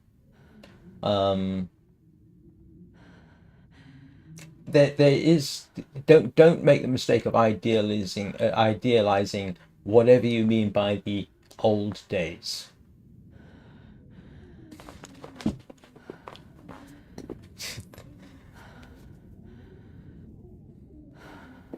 I mean, can you think of an ideal time to live that isn't now? A time that was better for everybody than now?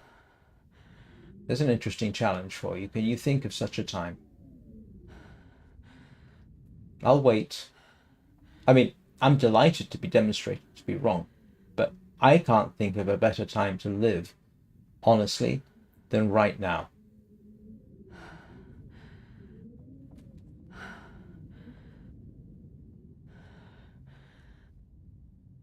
I don't think that's true. I genuinely don't think that's true. You'd have to cite you'd have to cite studies that demonstrate that that's the case, rather than go on with all due respect, in my opinion, kind of thing. I think people are prepared to help other people. I've seen it done. I've done it myself, even if it's in small ways, just little things,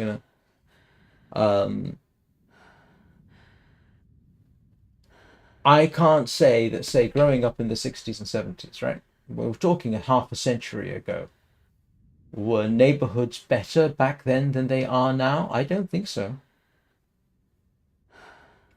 People have always done that. There's actually a known effect for it. But I mean, if people always said, well, it's someone else's problem, or it's nothing to do with me, or yeah, that's normal. That's humanity for you.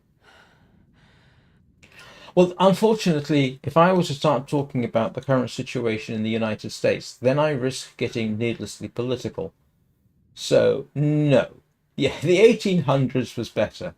Yes, unless you were a woman, a person of color, homosexual. I'm trying to think of ways in which the 1800s were better for everybody. Your life expectancy was lower. You were more likely to die of violence, casual, everyday sort of violence. You were, the concept of freedom of speech was, depending on the country, was less there. Um, but I have a suspicion you may have said that just to get a rise out of me.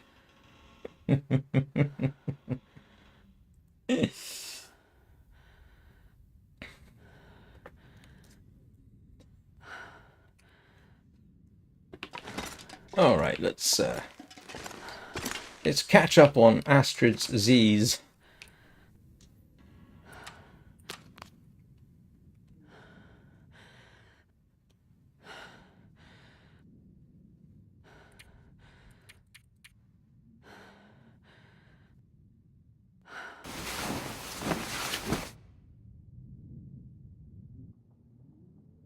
Good heavens, 132 watching. This is proving to be a remarkably good day. No, actually, that's funny. That wasn't the case at all. There was terrible pollution in places back then. It wasn't until the 1950s, when the Clean Air Act was passed, at least in the UK, that pollution was gotten under control. In the 1800s, they had cholera outbreaks because of pollution. And people have always fought over power. The entire 1800s was one long continual series of battles, of literal wars, about the fight over power. Starting from the Napoleonic Wars and going on, and all the little colonial wars that everybody fought. Okay, all right.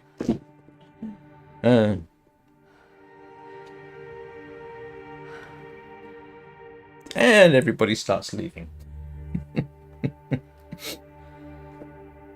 In the 1800s, of course, you had the imperial systems. You had the colonial systems going on. Back in the 1800s, who was the single biggest empire in the world? It was the British. And everybody else was, you had the Germans starting to build their empire. You had the French. You had the Americans, arguably. Everybody was starting to build their little empires, or had one already. And, then you had the rush for Africa in the 1800s.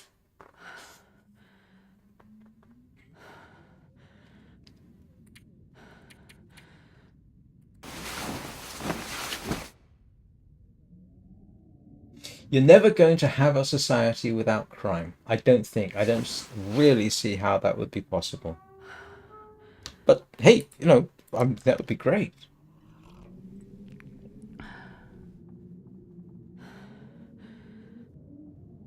Oh yeah, no.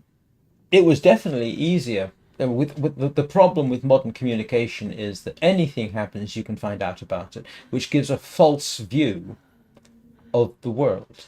So you go back 150, 200 years. Yes, the same kind of thing was happening. It just wasn't so obvious because it was easier to hide, or communications were so bad you couldn't find out about it. Or you think you could still be at war, except that months earlier the war had come to an end, yet you're still fighting it because you don't know any better. And that happened in the War of 1814.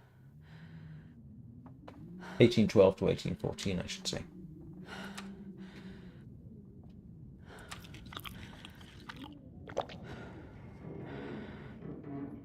Now, there's always been criminals. And they've always been, some of them have always been employed by the governments, but that's a whole different thing.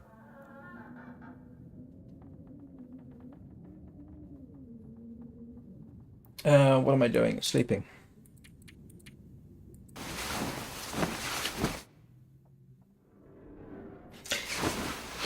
Yes, that was a little bit of an aberration, but there have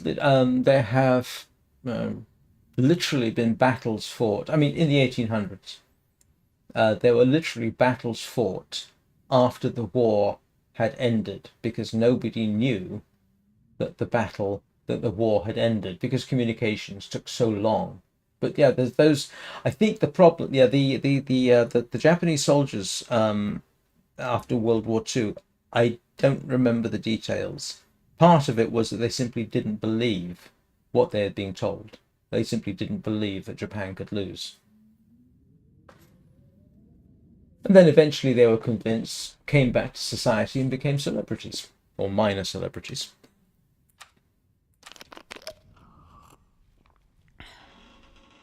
It was World War II. And there was a few of them. There's a couple of them. A couple of examples of that.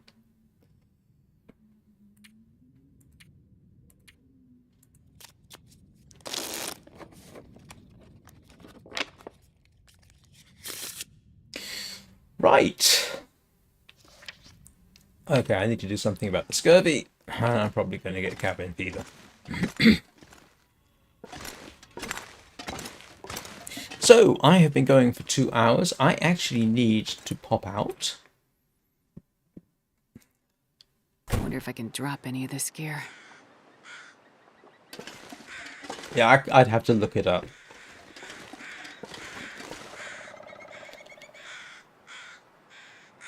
Of course, the bears are probably back.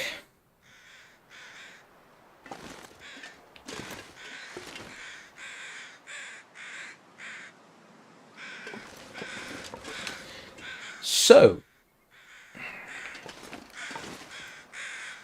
I was just thinking, what's that? Oh yes, it's a dead wolf. Yeah, like I say, I've got nearly 140 people watching. This is now, in terms of concurrent viewers, probably my 4th most successful live stream. I've had 2 at 140, I had 1 at 250, and this is near enough at 140. It makes no difference. So thank you very much, everybody, for coming along, listening to my unhinged rants. I hope I didn't offend too many people.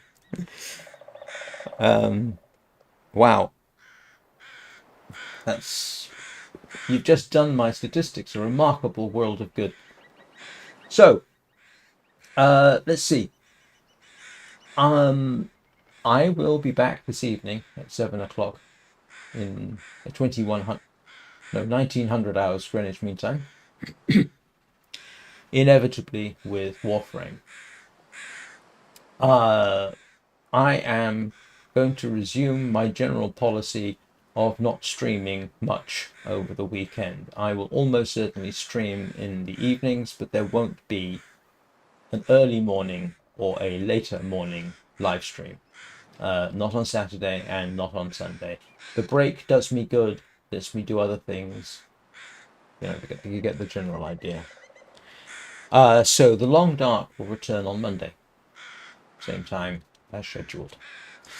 So, if I don't see you before Monday, I hope you all have a very good weekend.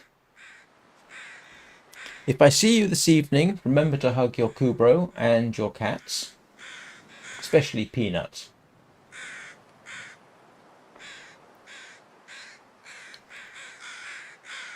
Can't remember what I was going to say now. If anybody feels like leaving a like and having a quick subscribe, I would appreciate it. As usual. I don't know why I bother to remind everybody, but anyway, if you do feel like subscribing, please do. I would like to continue to grow this channel. Have a good day. And Of course he will. Be excellent to each other, be kind to children and animals, and I will see you all next time. Thank you very much for watching.